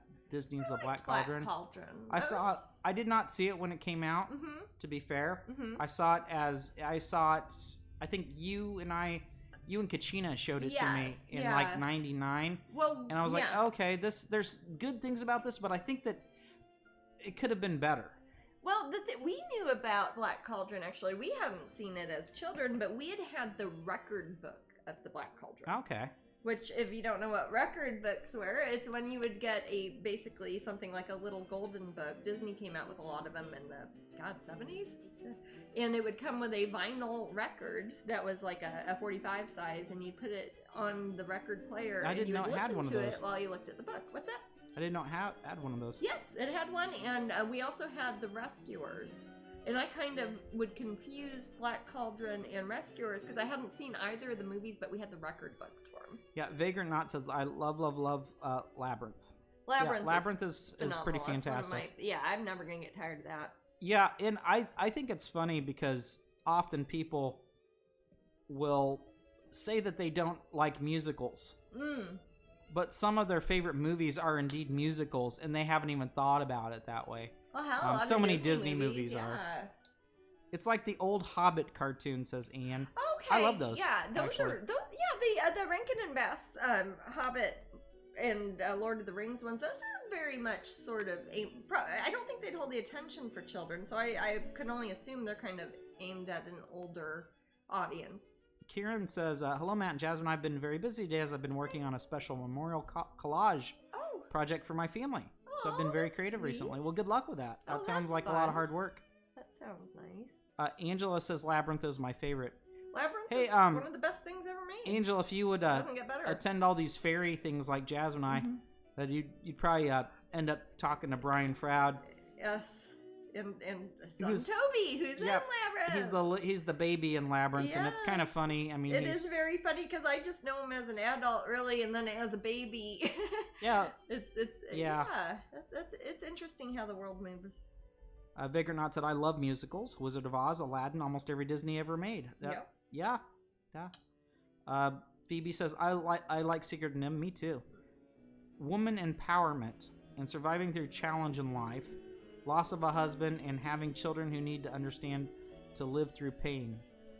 I see. That's cool that you took that away. I didn't even see it as that. No, it's very but true. I definitely see what you mean. It's very true. I loved Rikki Tikki Tavi. Me too, Valfera. That's another good one. That's Rikki Tikki Tavi. I really liked that, but I really liked Rudyard Kipling books and stuff when I was a younger kid. The Last Unicorn is one of my. Him, and I look back at it, I'm like, wow, that's kind of a weird book for kids to read. Last Unicorn is one of my favorite cartoon movies. You like the sad ones, Leela? I've never seen The Last Unicorn. Oh, it's sad. It's not as sad as what's the world's saddest film? Grave of the Fireflies? Grave of the Fireflies. Just don't watch it, guys. Sad movie. Yeah, I would not recommend it. It's a beautiful film. It's too sad. But I don't know when I would recommend it to anybody because it's just depressing. If you want to challenge yourself to not cry, and you think you can make it in a movie without crying, watch that one. See if you're up to the task. Especially if you're a kid who had much hardships growing up or have family members that did. That's a hard one to watch. Yeah. And they put that on a double ticket with My Neighbor Totoro. Oh, that's Ian says, "Oh my gosh, all great examples. I would love to see what they would do now with The Last Unicorn."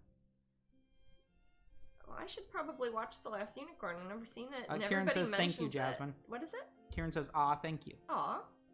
You're very welcome, Karen. You're very extra welcome. You are. And as we know his family, that's extra cool. Yeah. But yeah, so cartoons definitely it's definitely a good medium to convey a message. Well, I think so. I mean, there's obviously a lot of cartoonish elements to my artwork since I have background in animation, but a lot of my artwork, even though it might be suitable for everybody, a lot of it is, it's made by an adult, and most of my fans are adults, even though there's obviously a cartoonish aesthetic going on in it. Spider Doom 222 says, "Mine was Legend with Curry and Tom Cruise." Legend is another fabulous movie. Yeah, that's a great movie. Another good one-word movie starting with an L. Yes. Yeah. Peter Beagle, super friendly.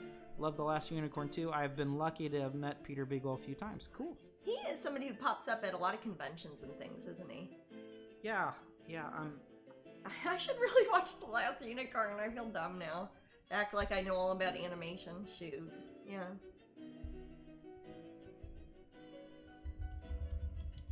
Remember when I finally did watch Rescuers after having had only read the record book a million times. I thought it was very scary. Gosh, Peter Beagle's 82. Is he really? Yeah. Huh. Ow! Sunshine, why do you bite me? She says, I don't know, Daddy. I've got Ow, a problem. Ow, ow, ow, ow, ow, ow. She's not even the bite She kitty. isn't even the bitey one.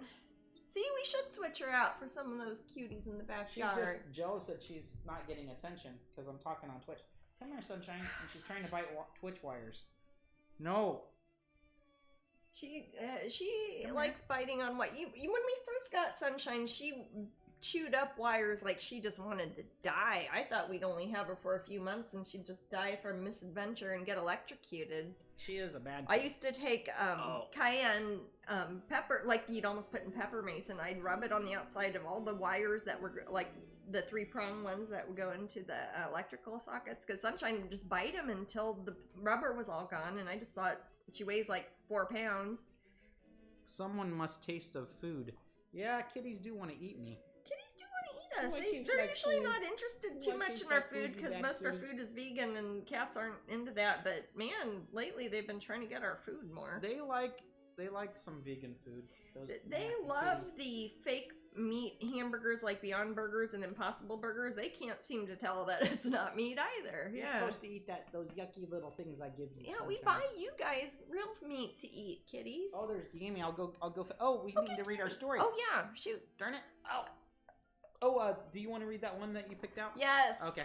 I picked out one during the break. So Jasmine picked out a story. And this is from our horrible book by Charles Berlitz. It's called The Cannibalistic Coincidence. And I don't know the story. I picked it just on the basis of its magnificent title. All right, so I will read this. Okay. Fact often follows fiction. Take the uncanny case of the 2 Richard Parkers. Oh, I think I do know this The story. first was a cabin boy in Edgar Allan Poe's uncompleted adventure novel. We were talking about Cabin Boy and Edgar Allan Poe. That is weird. Okay. Narrative of Arthur Gordon Pym, published in 1837. In the course of the story, 4 sailors are shipwrecked at sea and escape in a small lifeboat.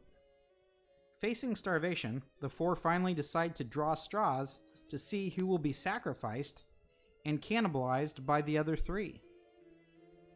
Parker draws the short stick. Yeah. Parker draws the short stick and is promptly stabbed and eaten by the surviving trio.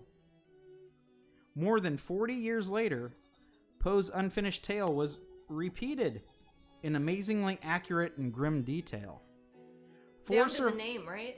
Sorry, 4 survivors of a shipwreck adrift in an open boat did draw straws to see who would survive and who would be eaten, and the loser was Richard Parker. Yes.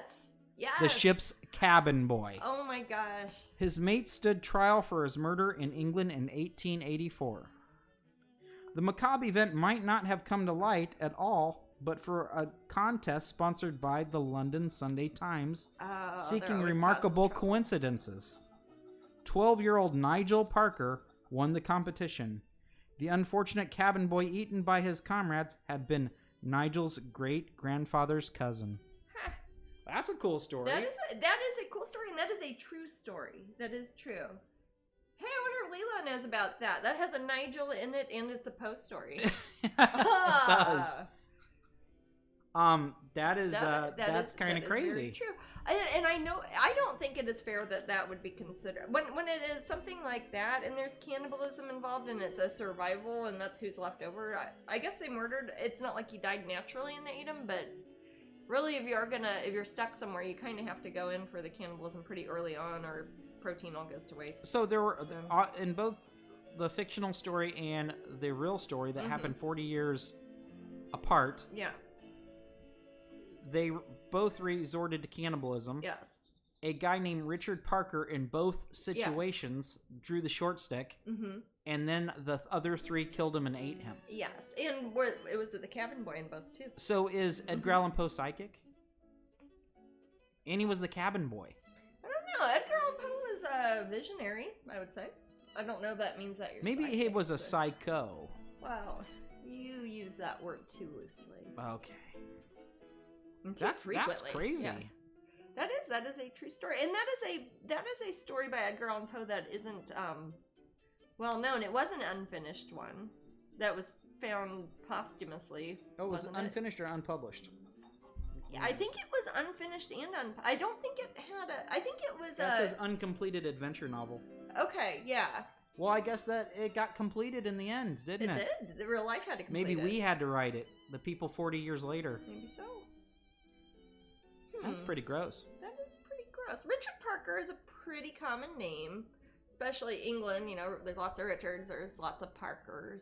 So I've been told since I was little that despite all the attempts to not eat your fellow man,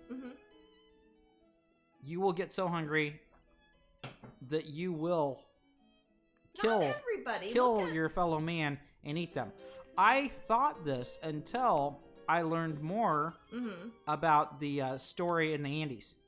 Oh, like Alive? If anybody's seen the movie Alive, that's the story Alive. There are people who did indeed refuse to eat human flesh and they died and sacrifice themselves basically for the other ones. Yeah. As like it just died, just like decided to just die of exposure. Well, that is an instance where they knew they might get to survive. And again, the true story, the Richard Parker one there, they knew that they might make it if they were to able to live that little bit much longer. If it's something and it's hopeless, then what's the point in living your last few weeks killing your family members? You know, that's not fun.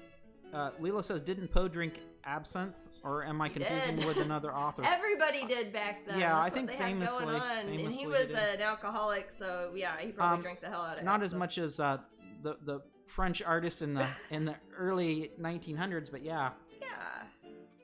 Oh yeah, he was an absinthe drinker. I like absinthe. It's good stuff.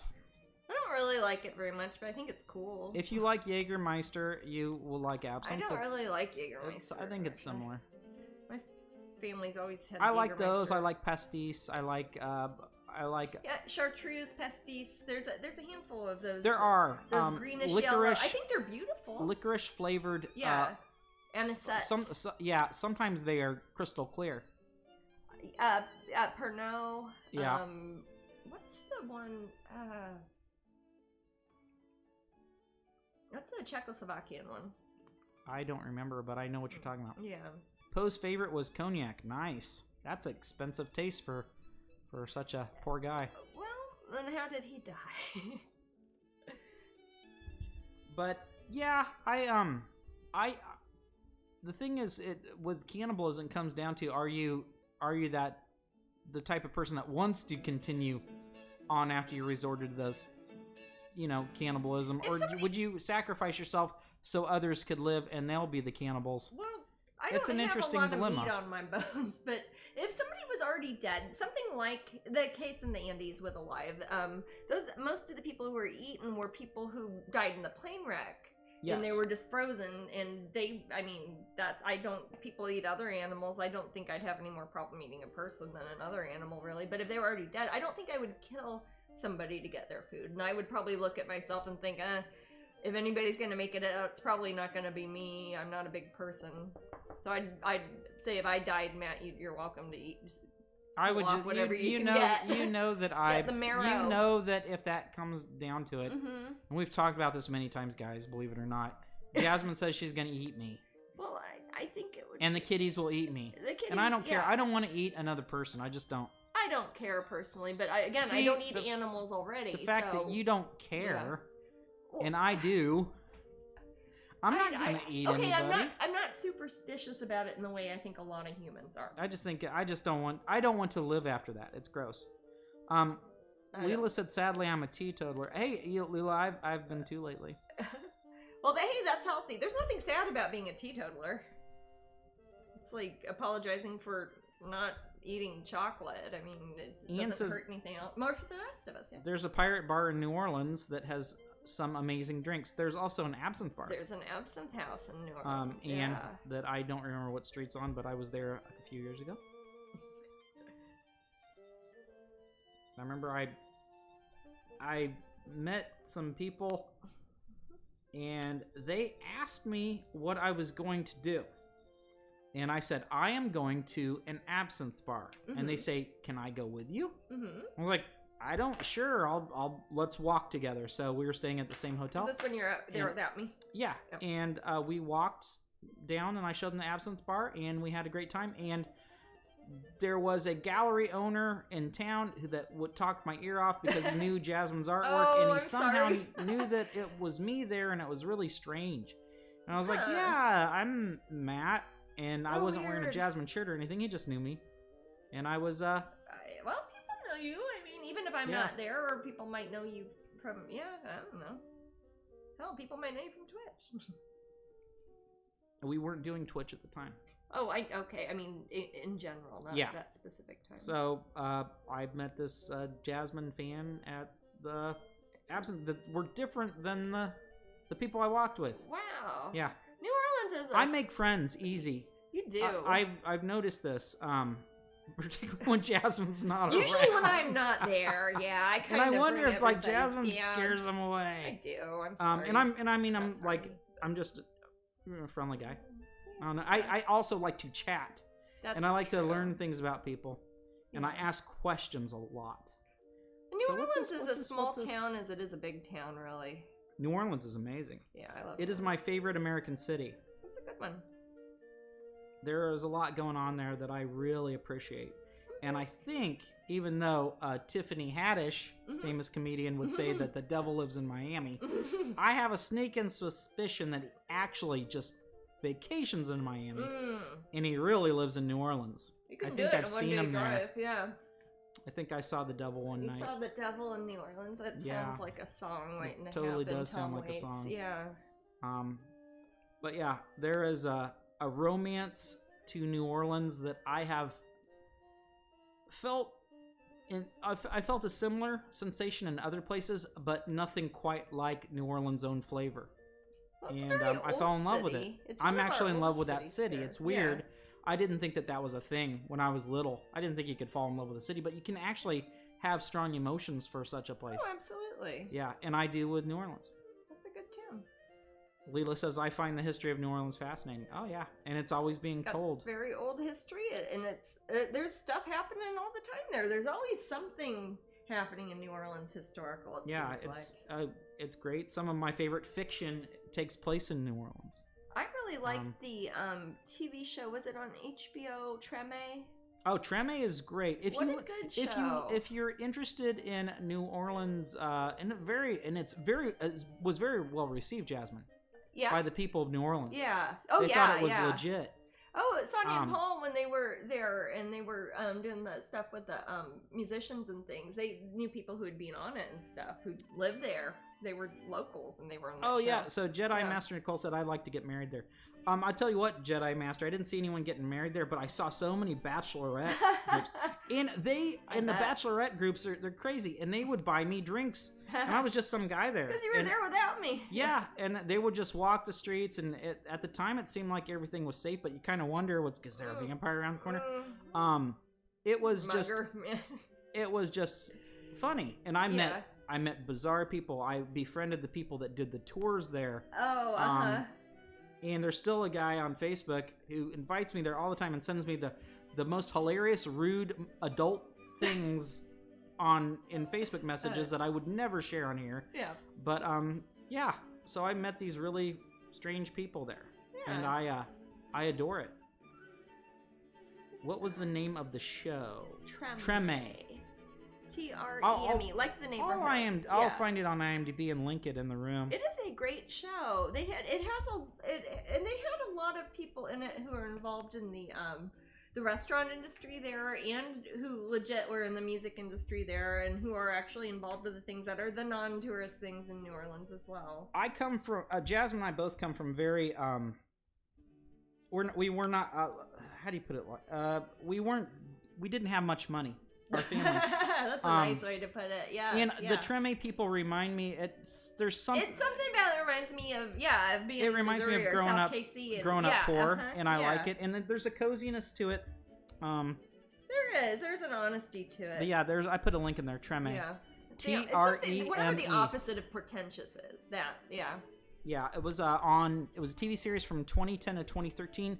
It's dealing with Katrina and the aftermath, but it's amazing. Wonderful it's a good show. Actors in it. Anthony Bourdain was a consultant in it before he passed away. Aw. John Goodman is in it. John Goodman is in it. That's one of my yeah. favorite roles for John Goodman. Yeah. Is that character. In that. He's a writer in it. He's great. Yeah. A Fatal Fairy Kisses said, sadly, I've only been to New Orleans once, and we're only able to drive through. I really hope to someday actually explore. Yes, I would say go there. Take their tours. Do some of the touristy stuff, but do some. There's so many good books at Off the Beaten Path New Orleans. Do some cemetery tours. Learn the history. Experience it. Go. I would say use the buddy system. I'm a guy, so I didn't feel. I'm one of those guys that I don't feel like I'm in danger ever. I can walk down a street and don't think that I'm going to be attacked. Nice. Yeah. That is a benefit to being a guy. I would say if you're. Some would say a privilege. Use a buddy system. Yeah. Use the buddy system. Anytime you go somewhere unfamiliar, that's a good rule of thumb. Especially in the United States, we're pretty awful. The food there, I miss that place. Now I'm a vegetarian even, and the food's there is amazing. I could not imagine what it's like to experience all their strange food. Yeah, you got to try a little harder if you're a vegetarian there. It's easier than it used to be, that's for sure. But... Well, I asked. It was very early. If you guys don't know, I'm an early morning person. So is Jasmine. Oh yes. I do not do well with late nights. I do well with late nights, and I get up super early. In New Orleans, I just don't go to I would sleep. stay up. I would stay up pretty late for myself, and then I'd wake up very early. I like to walk the streets, and no one's there. I find that wonderful. Yeah. I went to a little place, and I asked for cheesy grits. I'm a big fan of grits. New Orleans knows how to make grits. I asked for cheesy grits, and I get my grits, and it comes back, and it's got what look like little bugs all over it. Shrimp and grits. And they're tiny little shrimp, and I was like, oh. So I was like, excuse me. There's bugs in my food. There's bugs in my grits. Yeah. So I did not want the tiny little shrimp grits. But they were very sweet, and I'm very nice to servers. I was not grumpy at all, and they made me a nice new cheese grits. And it's fun, and I had a guide. And Jasmine, I was texting Jasmine constantly. I was like, Jasmine, you need to see this, and taking pictures. And I carried a little battery around with me because to charge up your phone. Right, because I was texting you so often, showing you the things I was doing. And it was a lot of fun. Having fun, but I was busy painting. Believe it or not. Yeah, we got 3 minutes to raffle, guys. Oh, Shiza, here. And this flip, is it? It's not Tinkerbell yet, is it? No. It's this one. Pin. Voodoo, actually. Voodoo, that's kind of New Orleans. Yeah, there you go. Yeah. What are grits? Grits are...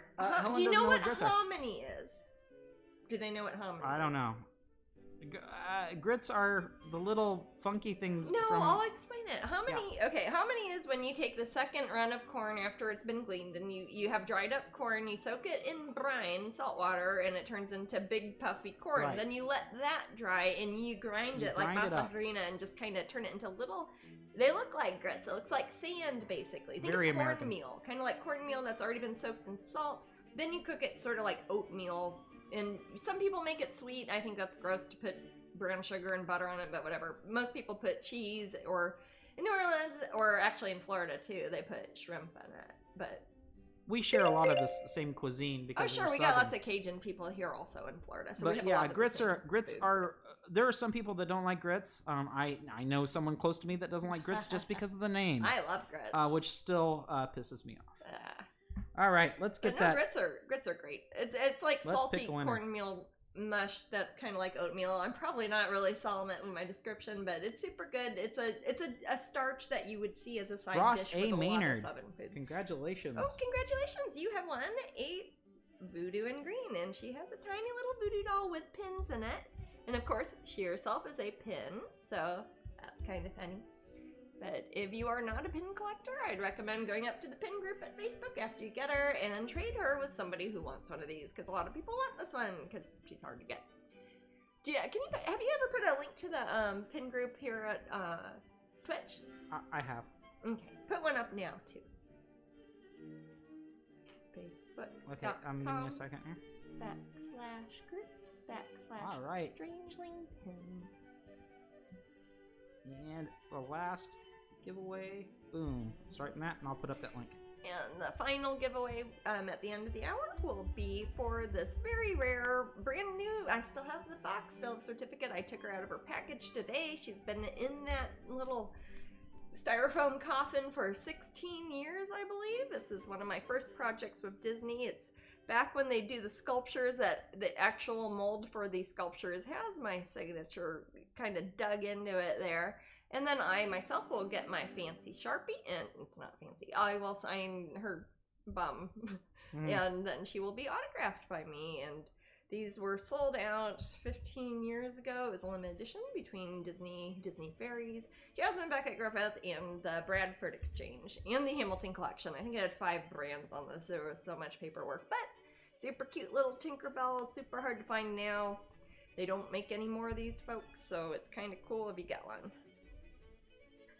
And again, this little series, I think I did 6 of these sculptures, and that will be a special place in my heart because it was the first official project I did for the Walt Disney Company. And she's so cute. Aw, and her wings are sparkly and very delicate, so we will make sure to pack her up in the styrofoam, and we'll keep her away from the cats, because I had one of each of these, and I think my cats got all of them, so keep them away from your cats. Oh, Helen got her first 4 from Canada. Oh, okay. Yeah, you kind of have to source them from all over the world, because you got to find somebody willing to sell you theirs, or some moron like me who just gives stuff away because I feel weird charging for it. Yeah, Fatal. Basically, you join the raffle, you get a ticket. Yeah, you type ! raffle. It doesn't cost a thing. It does. You do have to. I think for it to count your name, you do have to be a follower of our channel. Yeah, so you click need to hit the little heart. It's also free, and it doesn't do anything except makes a little heart show up. And I don't even know what that does really. I guess maybe it helps Twitch show people my channel more. I don't even know. Does it tell people like when I'm broadcasting if they follow does. it? Okay. It gives them a heads up. Too. Then you get a heads up when I'm gonna go live. Yeah, right so now be sure to follow the room, and you do that by clicking the little heart, and it doesn't cost anything. Nope. And then hit ! Raffle. Yeah, you type and you are good to go. Raffle in the chat room. And that so will you need to type the keyword once to be entered for all the raffles during a stream. No, for each raffle. One, yeah. For each raffle. I started a new one. Yeah. That's why everyone rejoined this one. Yeah, each hour. I see what you mean. Starts. Yeah. You know, when we had the old system, didn't it do it for the whole thing, or was that different? Yeah, but that was a lot of micromanagement. That was. Oh, This is way better. Yeah. This is way better. Mm-hmm. Also, I mean, not everybody wants every prize, you know? People, I'm not saying that it was, I mean, it's cool if you do it. People just hit raffle like for the first minute, and then they would go away. And then they'd go away. Then they wouldn't watch for that. But that kind of defeats the purpose of having a show. It does. It defeats the purpose. But at the same time, it's not like it's against the rules. It's just like, hey, you can take it'd be nice if you hung out with us. But you know, I won't kick you out. I'll just glare at you. Oh, and we got 115 people in the room right now. Oh, hi everybody. It's always funny for me to hear things like that, because from where I don't see the chat room or anything where I'm at in my studio, I just see the wall, and I just talk to the camera like if there's people there. It is a good feeling to know there are people there. So. Oh, hey Beck, how's it going? Long time no see. Howdy, howdy. Happy to see you here. Hopefully we'll see you in Orlando again sometime. Orlando. Easy way to take care of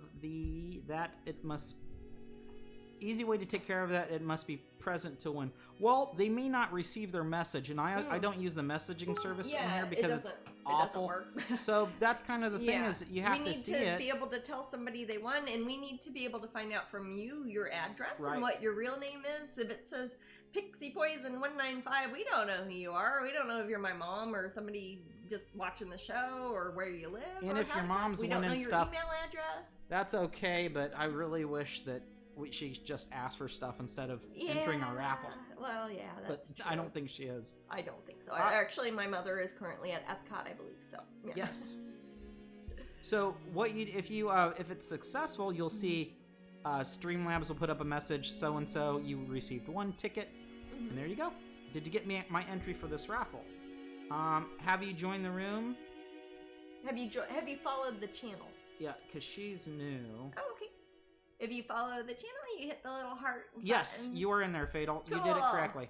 Thank you. I see it in there. It's hard for me. I mean, I can scroll through these. It's kind of a PIA, but I will do it if somebody's really, really confused. Yeah. And no, we always want to help. Yeah, I definitely want to help, and I don't want it to be confusing. No. And usually people in the room help too. Yeah. And there are other ways to do it, but I don't like to charge money for that sort of thing. I don't want it to seem like gambling. I want everybody to have the same chance, whether they have $1 million or if they're a kid and they don't have any money. I don't care. I'd like everybody to have the same chance. It's very important to me. I love your dragon fairy figurines. I've been trying to find them all online. Gosh. Little Ghosty, what a cute name. Aw. Oh, those are some of my favorites. Are the little dragon ones. Oh, no problem, Fatal. We're always happy to answer questions. I might be a smartass sometimes. Oh yeah, don't confuse that That's my with natural any sort of genuine irritant. That's just his personality. It's just my personality. Yeah. It doesn't get a whole lot worse than that. Nah. I'm generally affable.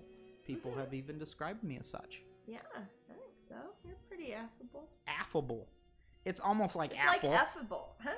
It's almost like apple. It is. I like apples. Like effable. Jeez. I'm sorry. Don't listen to me. I'm terrible. Beck just came in and said to say hello to you. Okay, got it. Helen. Hi. Hi again, Beck. Howdy, Beck. Helen, I don't think Helen hears my messages sometimes because she will repeat. Oh. Yep, we heard you, then Helen. I say We're good. Too. Hello, Beck. Hi, Beck. Hope you come to Orlando again. I'll come to Orlando. LMAO, smartass is my natural state, so no issues here with it. I'd say that the best figurine set would have to be the Once Upon a Midnight Dream set. It is beautiful, and they are quite the figurine. They're big. They are.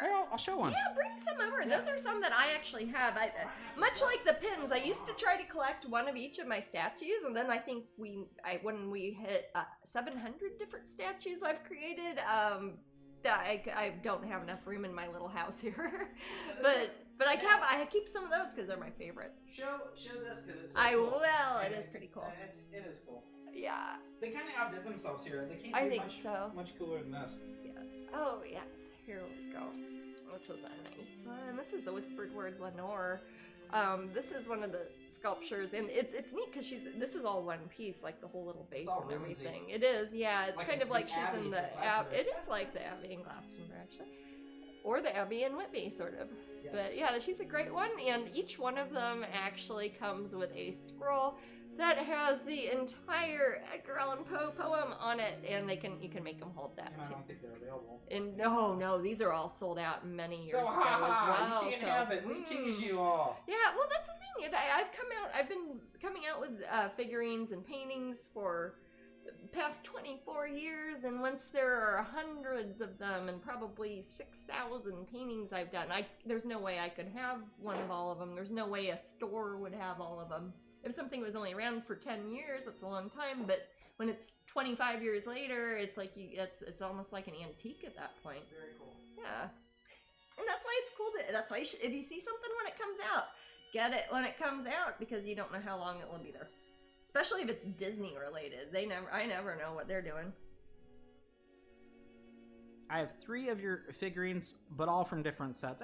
I could see that. Oh yeah, they're hard to collect. Yeah, a lot of them I don't even have, or I'll pick one because I don't have much room, and I was like, oh, I'll pick that one. It's my favorite color, or something like that. There's no way I could keep up with it my own self, so I would never expect anybody else to if I can't even do it. Mine are in a cabinet, says Leela. That's a good way to keep them, especially keeps them from getting knocked over or broken. Yeah, that's what's really sad if there's something like that. And I have one of it, and then it's like, oh, camera, you just knocked that over because you're clumsy. That was from 18 years ago, and they only made 100 of them. Yeah, we do have several ones that have been broken. I repair them, but actually on all the Hamilton collection ones, super glue works surprisingly well.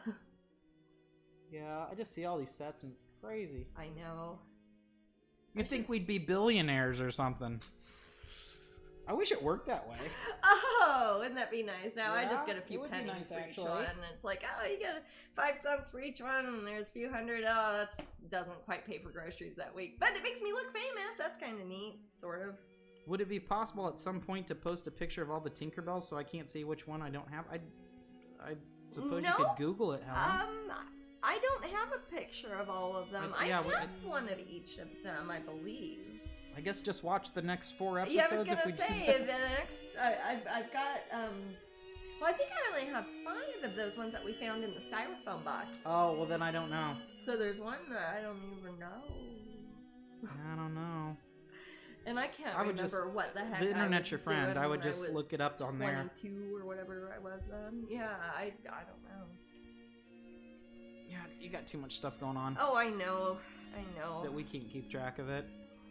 Well, some things, when you think about, if there's anybody who's middle-aged now, you think back to what you were doing in high school or in college, you probably don't remember every little drawing you did or any decision you made, really. Nigel says that's how they started collecting you. Oh, hey, that's awesome. Oh, Little Ghosty says, I have a lot. I'd love to submit a pic. How can we?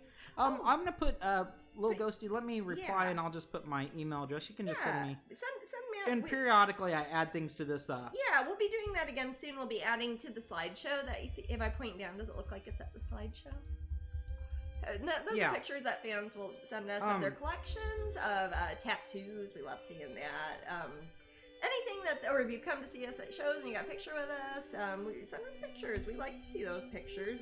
I never have pictures myself of that stuff because I'm the one smiling in the photos. So I like seeing those, and then we like showing other people here on the Twitch channel. It's a good way for, especially if you get something framed or you have it displayed in a special way that you've spent time on yourself.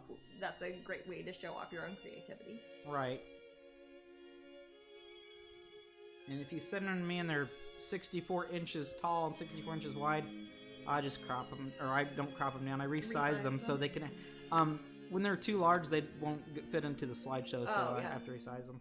Yeah. I have 3. Or they're sideways. Currently have 3 slideshows because everything wouldn't fit on one slideshow, and I wasn't displaying everything. It was really confusing. But now I have a toggle, and I can go between, like several times during this broadcast. You guys haven't noticed, but I go from slideshow to slideshow. I just do it periodically. That's fancy. Behind the scenes. That stuff I don't even see. Yeah. Yeah. Okay. Well, that's why sometimes I'm a little bit quiet for a second, or I'm messing around with stuff. Well, thank you. Sure. I can turn the slideshow off altogether. Oh, now there's no slideshow. Oh, where'd it go? They just have to look at me or what I'm painting. And then I can pop one back on. Okay. Now I can make just the art portion of the camera, can make that fill the whole screen for a second. Really? Yep. Pop. So if I and then you're not on it. If I was having a bad hair day or something, I don't have to have my picture you could on do there that all the time. Yep. Or if I hired somebody who has hands that look like mine, they could do that. And then back. How would you even know his name? Your voice. Oh yeah, and then the artwork I do too. Yeah. The tiny treasure is so cute, says April. Thank you. Yeah, she turned out cutie. This will probably be one that I put up on eBay in the next. Again, I want to try to. I used to do this. I used to do one every day, but I'll try to put one about once a week when I'm in the middle of doing all my contract work and my regular paintings, and then of course all the paintings I'm doing for my solo show at the Corey Helfer Gallery, January 8th, 2022 in downtown Los Angeles. Those are going to be bigger paintings, and those are ones that aren't going to come out till next year. So I want to make sure that we have things for everybody who keeps emailing me wanting smaller paintings, that y'all have something you can go bid on eBay. I always start them at a penny. Who knows what they'll go for? That's up to you guys. I don't get involved. I sort of hate money and hate talking about it. And yeah, for example, the cute tiny treasure 166 is this was started at 153 during the broadcast and it's at 248.50. Hey, she was just at a penny when I put her up before. Yeah. And if you guys want to check that out, I'll put the and again, my eBay name is Strangeling, just like strangeling.com. That's the eBay store I've had since 1998. I've been putting my artwork up there. Original paintings, start them at a penny. Sometimes they go for tens of thousands of dollars. Sometimes they go for less, but that's if you win that eBay thing, I promise if you invite me to a potluck, I won't come. Yeah, doesn't matter. Matt doesn't care. See, that's part of the perk. The perk of winning. I don't think you put that in the auction. I try not to involve you in it. But yeah, I will not come to the potluck if you invite me. So that's part of the. That's part of the winning. Now, if you set up everything and you don't require me to have a dish, I might come. I'll sell it for a penny. Huh? I said, if you set up everything and don't require me to have a dish, I might come. I might bring a nice bottle of wine. Actually, every potluck we've ever had, I don't think you've once made food for it. Not even one time. Why would I? There are times I will have gotten off 3 flights and I will be there in 20 minutes and I will have a potluck That's like dish stoking the coals of hell. Ready. I will not stoke the coals of hell by providing a dish at a potluck. So I will bring a covered dish to a potluck. Oh my goodness. I want to make sure there's something I want at a potluck. Somebody, I think it was Ricky, sent me a meme. It's like how to stop being invited to potluck, and it showed one of those horrible Jell-O molds with that yucky stuff from the 70s.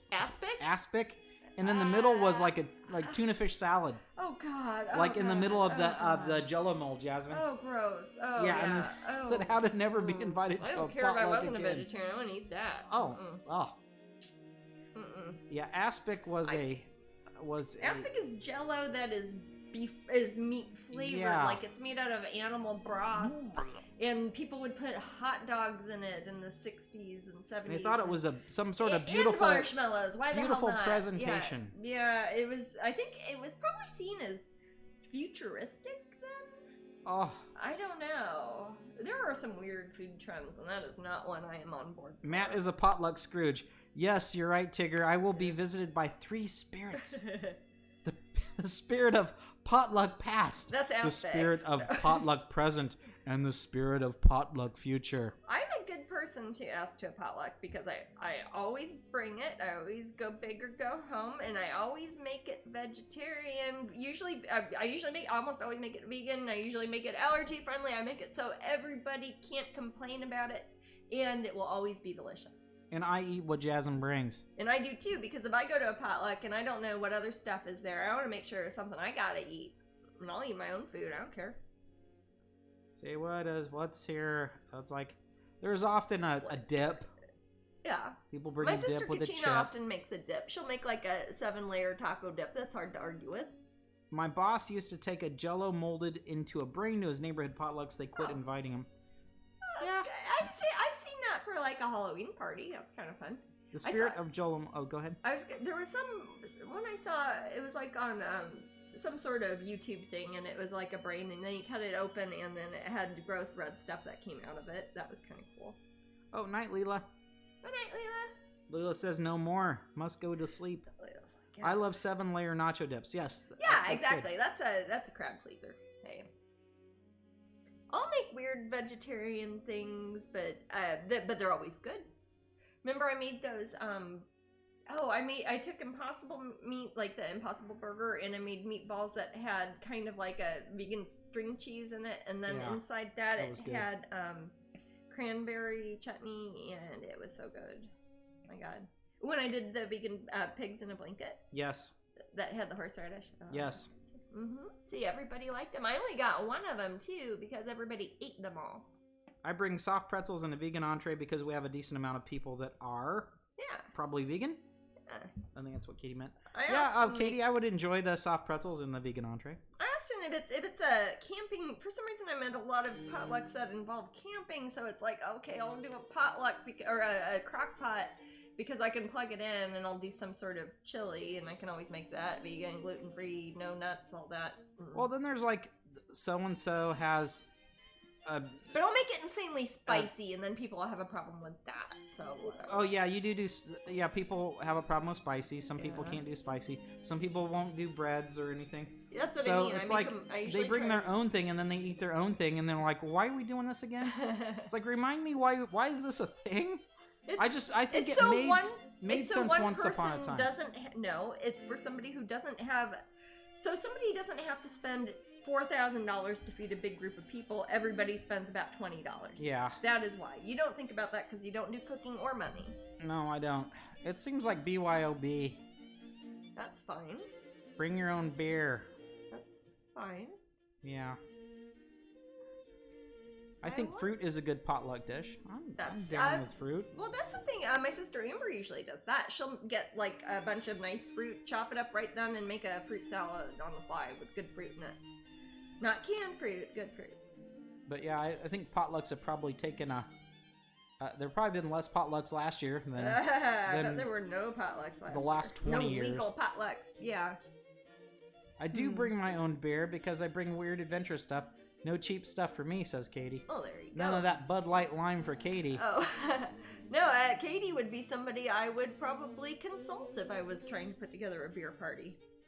My son is vegetarian, and my mom's side just couldn't wrap their heads around that concept at first.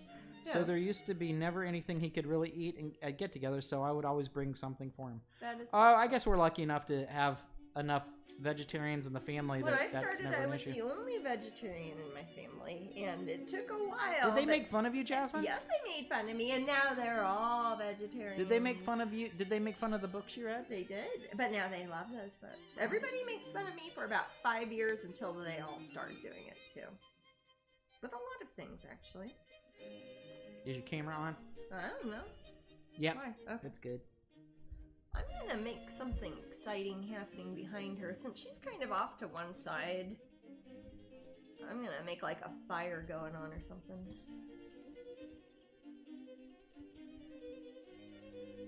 Because I want a dramatic sort of light source because I just dig drama. You like the fire? Do you like fire? I don't like fires in real life. I've had an awful time in my life with a house fire.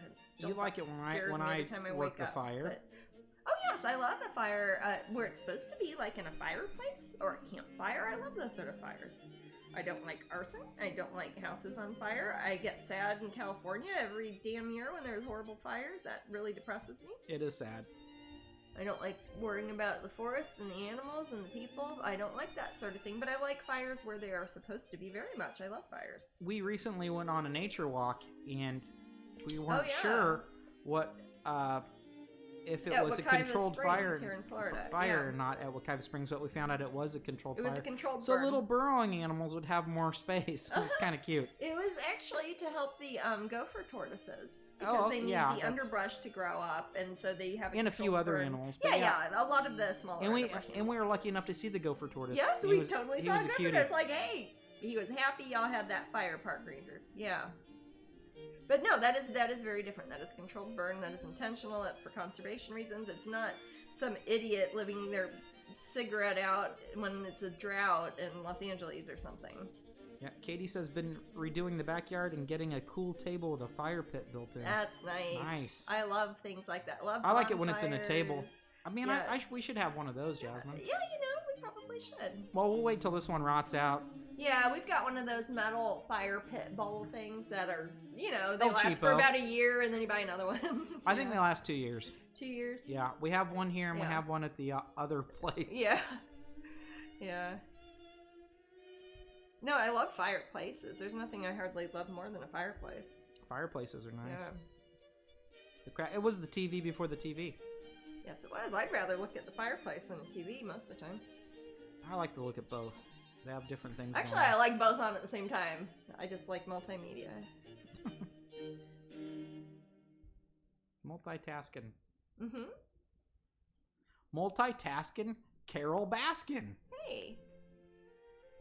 I It rhymes. It's Big Cat Rescue Day, by the way, for Carol Baskin fans out there.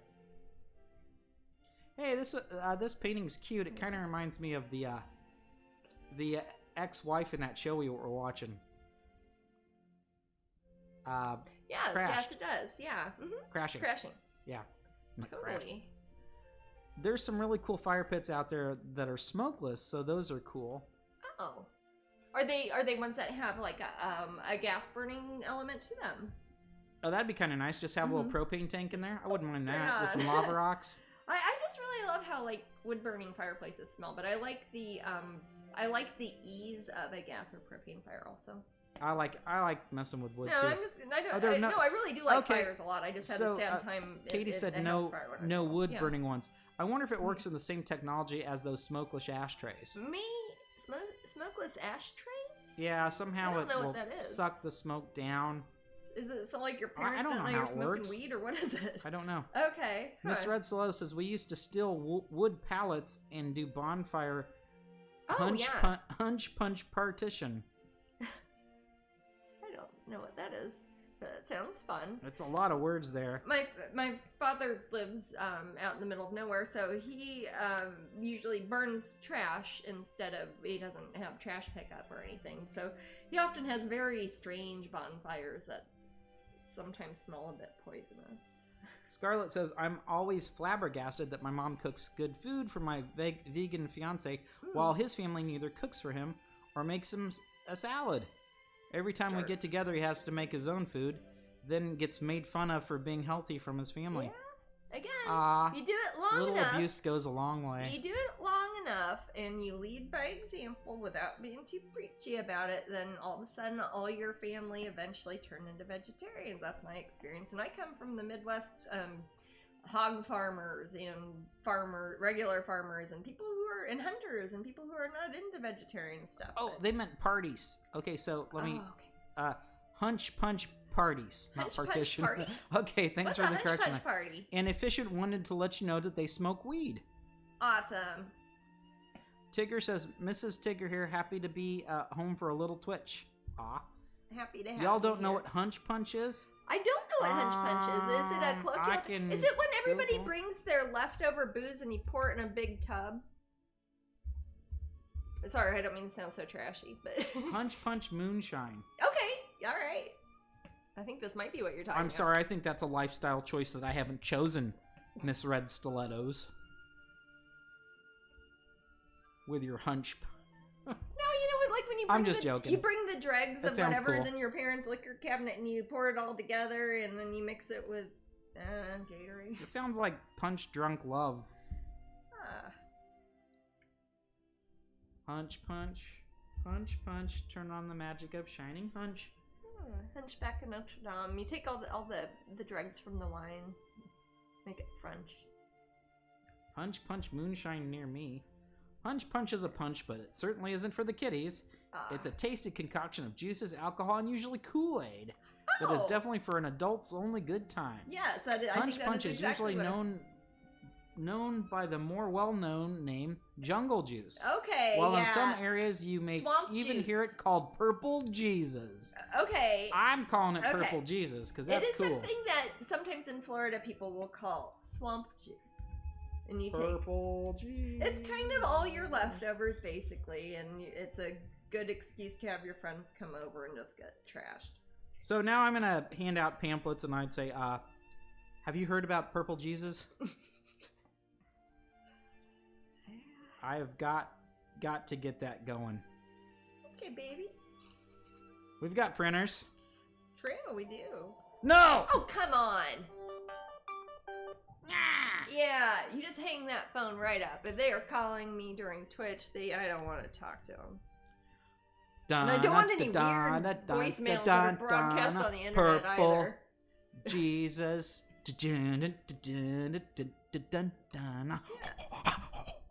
Yeah, that's pretty good. There's Purple Drink. Sitting alone and you're all alone. Yes. You're not supposed to drink that, though. I love Purple Jesus. I just alienated half the audience. Night, Kieran. Night again. See you next week. See you next week. Gonna make kind of a... I'm doing a lighter bluish gray here, but I'm gonna make it a darker night sky, sort of, so that we can really see when there's some flames around her. See, this is a good way that you can indulge your inner pyromaniac without hurting anything, is by painting fire. There's a painting I'm working on that is for my solo show next year, loosely based off of the Mansion Manderley in the the Daphne du Maurier book, Rebecca. Yes, Rebecca. You haven't seen that yet, but the painting rather. But... I have a very old copy of Rebecca that was sent to me by a lovely person. Yeah, that's a great book. Fatal Fairy says, I am so glad that I was able to join your Twitch for the first time. Thank you. You two are hilarious and just my kind of weird. Aw, thank you. I like hearing that. Thank you very much. And we do our best. Jasmine's weird. I'm not weird though. I'm weird. Really? Okay. Oh no, you're not weird. Okay. I'm you're strange. It's in my strange. name. I meant to say strange. Okay. She said weird. I was just on strange. Brand. No, I'm teasing. I understand. But yeah, no, I'm weird. I'm a very odd person. Own it. Okay. I do. I have Strangeling.com. Strangeling.com. She literally owns the URL. Yeah. I own the trademark for it. You see that piece of paper right there next to the scanner? In between you and me? That is from the U.S. Patent and Trademark Office, and that is the official trademark for Strangeling, and I own it. Fun. I have to renew it. That's why there's a letter about it. Yeah, I think after years of being an artist and doing what we do, I think that we more than own this. Whatever the heck this is. We're certainly not normal. I don't know. I'm not sure. I don't know. It's hard to say anymore. We're not ordinary. That's true. Ordinary to me sounds like an insult. I'm irregular, especially in my shoes. Haha, irregular choice. Is that like a store in Spain there? It's like if you get Factory Seconds bloopers and you get a shirt that has like 3 arms on it or something. Normal is overrated, LOL. I think normal is just rated. I think normal is... Not over or under, just rated. It has to, well, by definition. I think it's being normalized, though. I think it's widely accepted. I'm so contrary. Sadly in too much pain right now. No. Big storm passing by and I have to go lay down. Oh, okay, night. Take it easy. Night, Angela. Irregular Choice is a brand of shoes. They're very quirky. I'm okay. That sound it. That sounds interesting. I like me shoes. Shoes are a thing. I either like the super fancy, extravagant things, or just I refuse to wear shoes. Either way. Oh, so Kelly, Sarah decides to speak up with the Irregular Choice are the most comfy shoes ever. I tend to go for the most uncomfortable shoes in the room usually, or again, barefoot, nothing in between. I wear flip-flops. You do? I'll show my shoe on the camera. This is what I wear. Wow. Can you show off my shoes on the camera, or is it not that sort of channel? Huh? You got more shoes than me. This is my shoe. I realized when I was packing some things, I have 6 of the same pair of gold high heels. Okay. Here's Matt's shoe. It says something. It says, find your purpose. On your shoe? It says, find your purpose. Okay. Find your purpose. Okay, that makes sense. This little hump right here makes it so my foot doesn't hurt. See, that's what my shoes don't have. Mine just make me really tall and shiny. It's it's to help with arch pain. Oh. I gave up on that years ago. No, you didn't, sweetie. You got better. I have a pair I got in November for my birthday and had the chance to wear them, says Kelly. Cool. The Irregular Choice. Irregular Choice. Irregular Choice sounds like an off-brand of funky food in America. I was going to say, in Kansas City, there was a store brand by Associated Warehouse Grocers that was called Best Choice. And it was like the generic brand that you would get. So Irregular Choice sounds like it's not even the Best Choice brand. It's like 2 levels off. Or sideways. Miss Red Stiletto says the price of beauty. It is. You know, what honestly was making my feet hurt is walking around barefoot too much. Oh. I would walk barefoot for miles and miles outside, and it hurt too much. Well, I've been told for years that I had a Morton's neuroma, and then it went away, so I was like, screw it, I'm gonna get the most fancy shoes I can. By fancy, I do not mean expensive. I mean ones like if you showed a little girl, which are the fancy shoes, that's usually the ones I want. I had plantar fasciitis. Very reversible. But very painful at the time. Oh. It doesn't seem like anything would reverse it, but yeah, it slowly gets better and then it goes away, and these little shoes help. Mm-hmm. But yeah, I was had at the time some of those toe shoes. Oh yeah. Because I was doing anything to not have a shoe on. Yeah. Jasmine would love a regular choice then. Why? What does it say? That's what Helen said. Oh, I thought you were making. I don't know if somebody else is saying it. No, I wore a pair today for the first time, which I've had for about 2 years. Wow, I wear my shoes right away when I get them. I have some I have never worn, and I just bought that. They're pretty, and then I have some that I was unable to wear because sunshine killed them. The shoes. The shoes. Yeah, that's okay. I can be predictable and shallow in some ways. Hey, I think shoes are cool, actually. I just think that about 6 feet tall, and I'm only 5.5 feet tall, so. Oh, I love it when you wear a shoe and then you're taller than me. It's cute. I think it makes me feel, I don't know, kind of fancy. Okay. I love it. Katie says, I go through shoes like crazy. Work just kills them. That's because Katie works on a lava pit.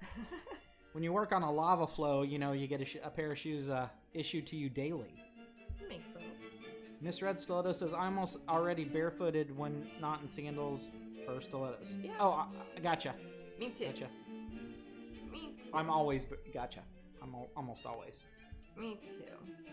Now, I've done shows where it's like, well, I'm just not going to wear shoes at all then. And I can't be fancy with them. Did a few Dragon Cons, and I didn't wear shoes at all. Yeah. And then they came and acted like it was a union thing, like it was a liability or something. But then if you want to get a Carmel by the Sea, you have to get a permit if you want to wear high heels. If you have heels that are over 2 inches high. Yeah, it's ridiculous. I think so. It's so that you don't sue. Helen has nearly 50 pairs of shoes. That is good. Again, That's one for each state. I don't think I've ever paid more than maybe $20 for a pair of nice shoes. Fancy shoes. They look pretty. I'm not somebody who'd like buy a name brand. My shoes, my flip-flops there cost like $30, and they last about a year. Mm-hmm. And then I just get another pair. Yeah. And then I will get Converse, the black high tops Converse, and I like those. And then a shoe to work out in. That's okay. I stand corrected. I don't wear metal high heels when I am working out. I wear very good running shoes. And Miss Red Stiletto says, I have way over 50. I'm afraid to count. And Nigel says, I'm the only one left watching you out of our little family. Oh. That's okay, Nigel. It's okay, Nigel. You make it sound like you live in a hobbit hole and you're just like peeking out the window. Oh. He didn't mean little that way. I know. My irregular choice ones I got for my birthday were 160 pounds. Ooh, those are heavy. They don't sound very irregular to me. That's a good joke. Yeah, I've never spent that much money on a pair of shoes. I usually buy dream pairs on Amazon, which I know are like the cheapest 50 shoes, are just the irregular choice ones that Helen has. Wow! You are cool, Helen. I like you. I don't know what to think about. That's bordering on mania. An obsession. Yeah. I know, right? I mean, yeah. There's not enough days to wear those. Well, I wrote to the one company that because I'm a nerd. I thought, because I have like rose gold, silver, copper, and I wanted a pewter one.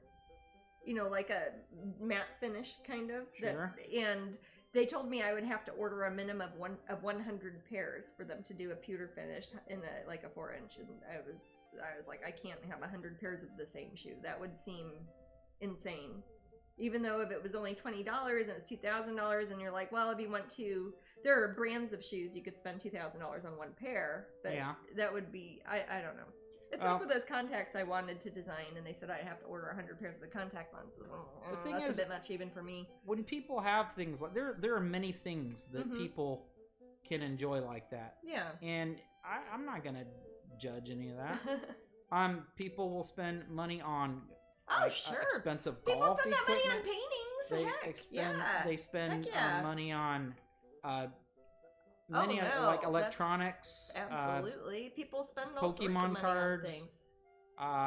I will spend money on artwork, but I haven't that I have no business buying. But I will be books stingy at a grocery store and buy the cheap brand, even though it only saves 50 cents. I don't know. But yeah, at least they're pretty. At least the shoes are pretty. That's very true. Yeah. They're not just things you squirrel away, or maybe you do. I don't know. Well, yeah. Sunshine.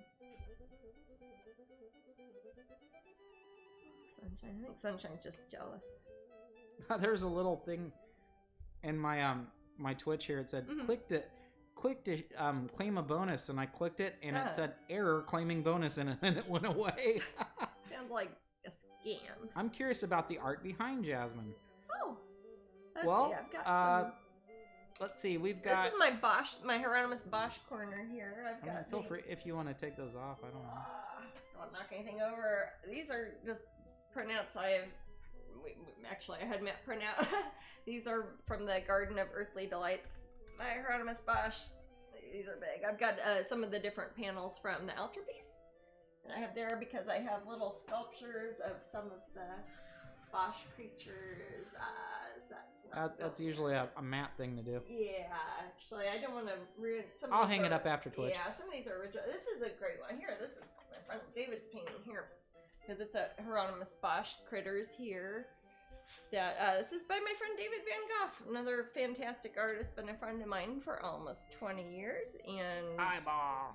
Yes, and he's got these wonderful, wonderful little ickies here. I've got a sculpture version of this guy here. So I when I have things that I like to kind of put them all together and put little things that are next to them that kind of go together, because I don't really know how to decorate, basically, so I just put stuff I like all over the place. And I don't know if I can put these back on the wall. I'm afraid of hurting these things. This is an original oil here. Set it somewhere safe, and I can take it from you. Can you take it from me? Yeah. I don't want to get paint on it either. So thanks for asking. Unwanted collaboration. But hey, he's on Patreon too. Go look him up. Patreon.com. David Van Gogh. Gough. Sorry. There are a lot more little knickknacks. Yes, I want to show the little critters. Okay. Well, this is here because this little giraffe is. Hey, this little giraffe is actually in this one. Okay.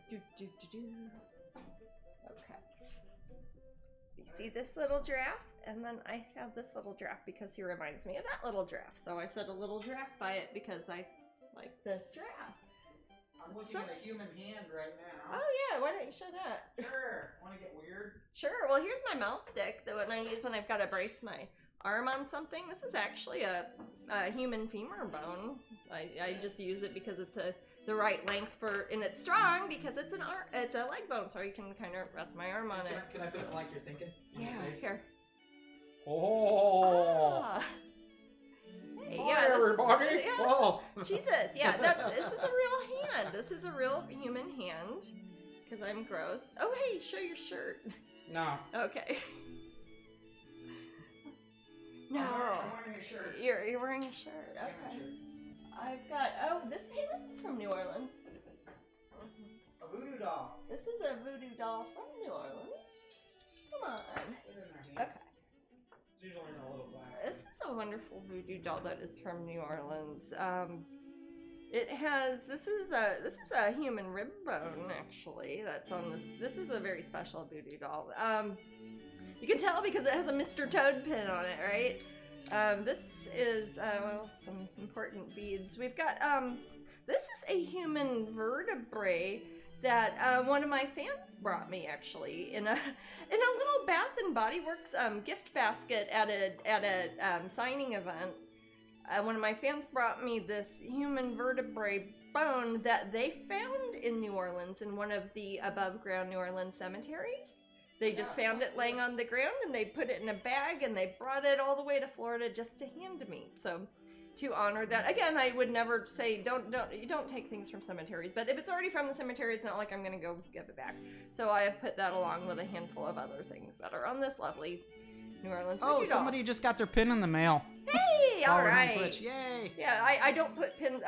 You know, it's funny. I don't really think about it because these are pins that I have on a voodoo doll, but pain in the butt to hang back up. Well, I'm sorry. You asked to show things. I don't. Okay. I have a lot of human remains in my house. I'm not going to show you guys some stuff, but you can just wonder. There's a foot behind me. Can you bring the foot? A human foot. Bring the foot. Oh, okay. I need to. It's up. And bring one of my shoes. No, just kidding. You can't reach it. I'm short. I'm sorry. I'll get a ladder. Oh, okay. Yeah, get a ladder and go get my human foot. Okay, this is the last one. Eventually, my plan is to assemble an entire human body out of the different parts of multiple other humans. Oh yeah, I've got an alligator skull. He's just this is a found one. Yeah, from here in Florida. We got lots of alligators here, and that also means you find their bones a lot. And this is just a little alligator from here in Florida. He died, but at least we get to love him and keep him here. So I want to make sure I give a nice home to things that I love. There's a nasty foot coming your way. All right, what do we got? Oh yeah. The foot is not. This is not the best example of a human foot, but you see how I like looking at these just for anatomy, also because they're creepy, and I'm kind of a creep. But you can see how much toes are actually like fingers. This one has been wired. It's got some gunk that holds it on. It is. Yeah. See, and then you can make the dead alligator eat the dead people. That's what I do. I play games with them. Yeah. So when I'm say I'm a vegetarian, I'm not grossed out by things like this, for example. I don't know why. Oh, thank you. This didn't get super creepy super quick. This is what happens. This is what happens if we move the camera like 2 inches, guys. Huh? Just trying to separate the wheat from the chaff. Yes, exactly. Well, I will set this here. Whoever remains in the room is awesome. Yes. Whoever's still here, you are my real friends.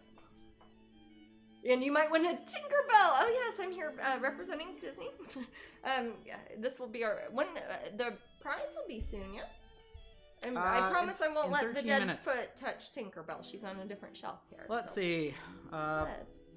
Nigel says Leela hates bear walls. Oh yeah. Fatal Fairy bear walls are places for art to live. Rochamel says that's awesome. Ian wants a bat skeleton ever since you showed your one on here. Oh, we have a little bat. No more. Okay. My bat skeleton is neat because he's wired and he's hanging up. We can show more later. Yeah. I'll show more next time. Yeah, I can't. My God, I couldn't. I collect a lot of unusual things. I have my own hyoid bone. Hyoid bone. Ooh, that's that I coughed up after radiation treatment on my throat cancer. Yes. Wow, that's you can impressive. lose that. Yes, that will come out. And if you've had the radiation, if you've had a thyroid condition, if you've had a certain type of cancer, you can get your own. Oh my! You can get your own hyoid bone out. Hyoid bones are cool because that's often the final clue that they're like, oh, that person was murdered, because it breaks if you crush somebody's throat often, and it does not break normally unless you're really hurt. So, love the little insight into your collections. Yeah. Well, I reference a lot of the bones and remains and things I use. I often will appear in my paintings. It's like, hey, I need a skeleton hand. I'll just look up a skeleton hand, move it around, see what it looks like. It's art. Man. Siren Moonbee says, I'm currently soaking some animal bones in bio. Oh. Found on our mini walks, complete with jawbones and pelvis and horns. Very nice. It sounds like you found a demon. Yeah. Valfera says, did you love them and squeeze them and perform illegal laboratory experiments on them? No comment. Jedi says, goals, find a human bone.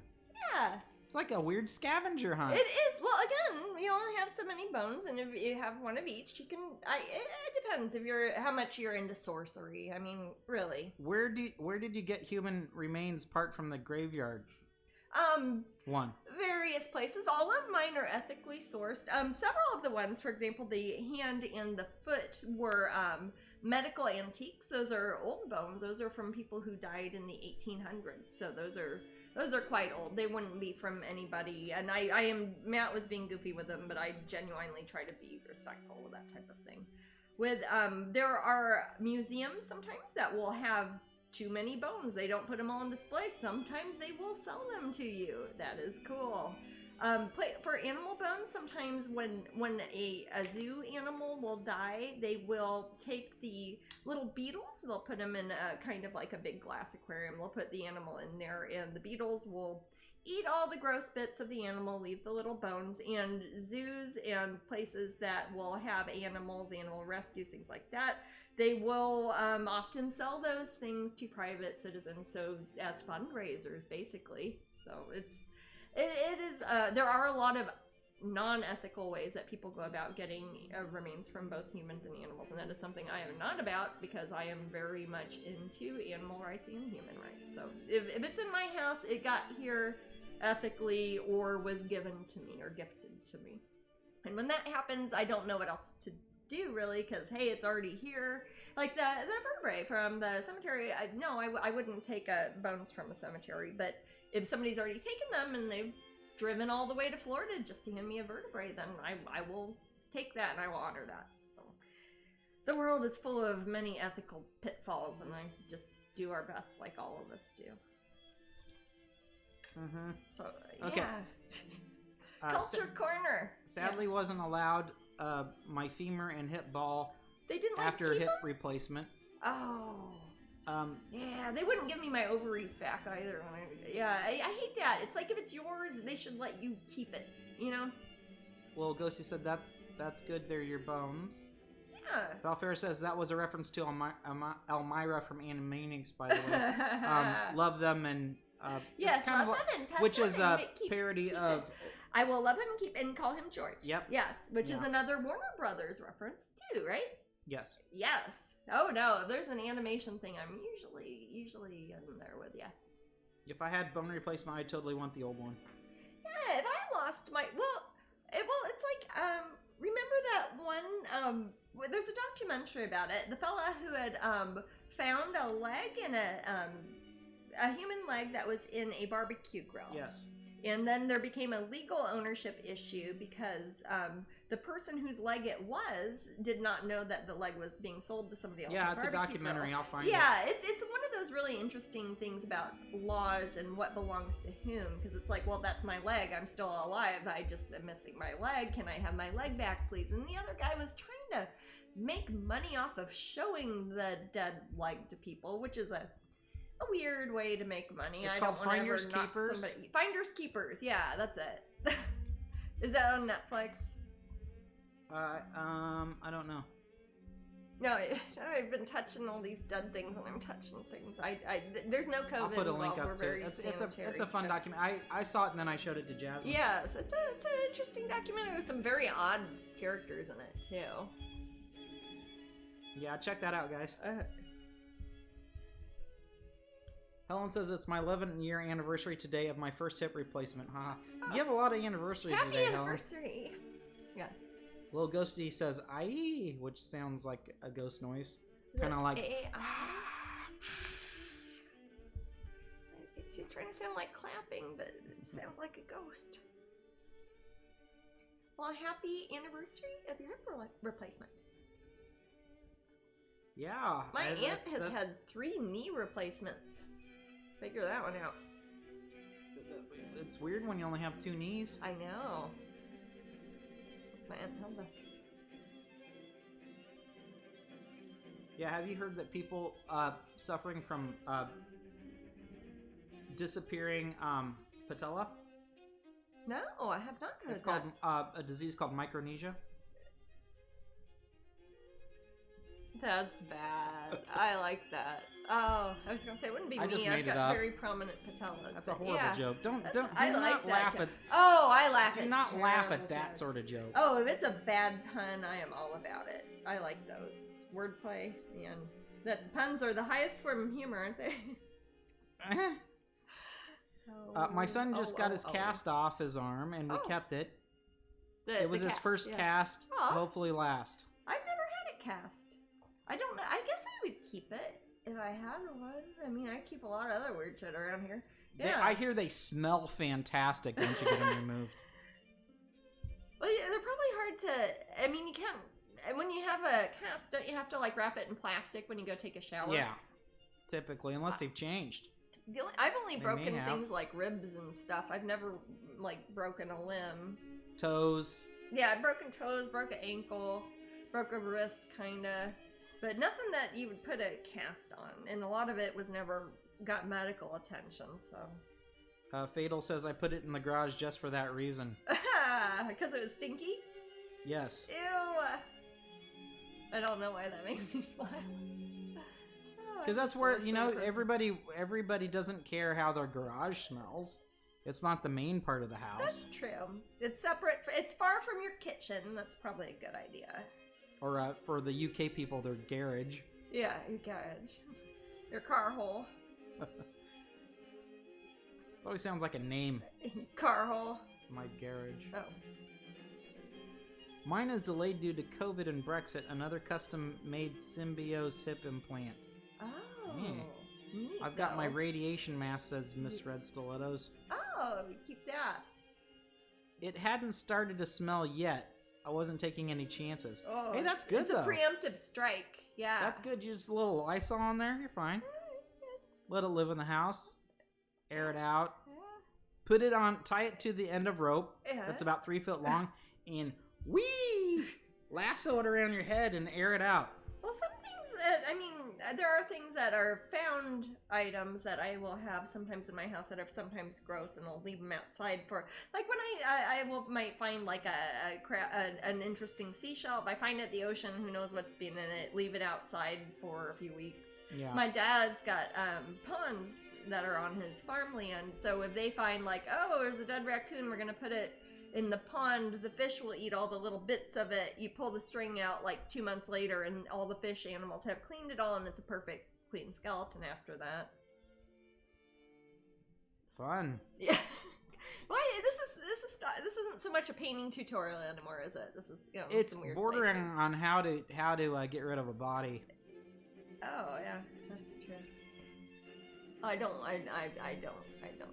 You shouldn't do Coded that. messages. Yeah, coded messages. Coded messages on how to get rid of that unsightly person. Yeah. Yeah. Always. So, Tinkerbell's coming up in a few minutes. I'll send you pics of me on the table in it. Cool. It's beautifully morbid. Yeah, you can send that one to Jasmine's email.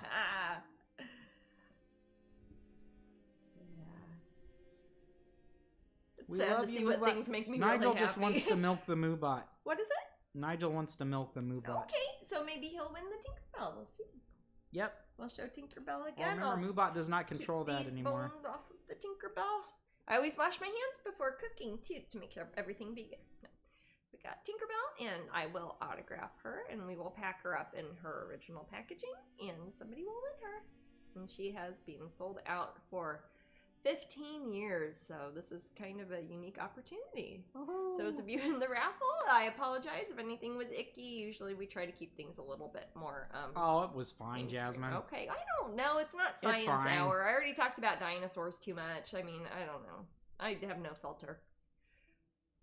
I like how on these Tinkerbells, what they did with the eyes is they used a glossy paint, because each one of these are hand painted, not by me. That would have taken, I'd still be working on them, but by the staff at the Hamilton Collection. And so they use a kind of glossy on her eyes that is different than the more matte finish paint that is on her little outfit.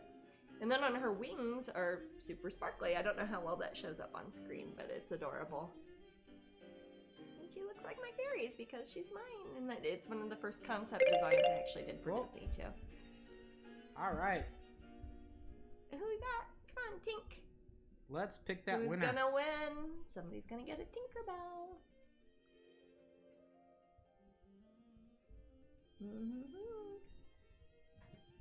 That's being a pain. Usually, sometimes we have the prize wheel, but Tinkerbell's already better than anything you're gonna win on the prize wheel, so we're not doing that this week.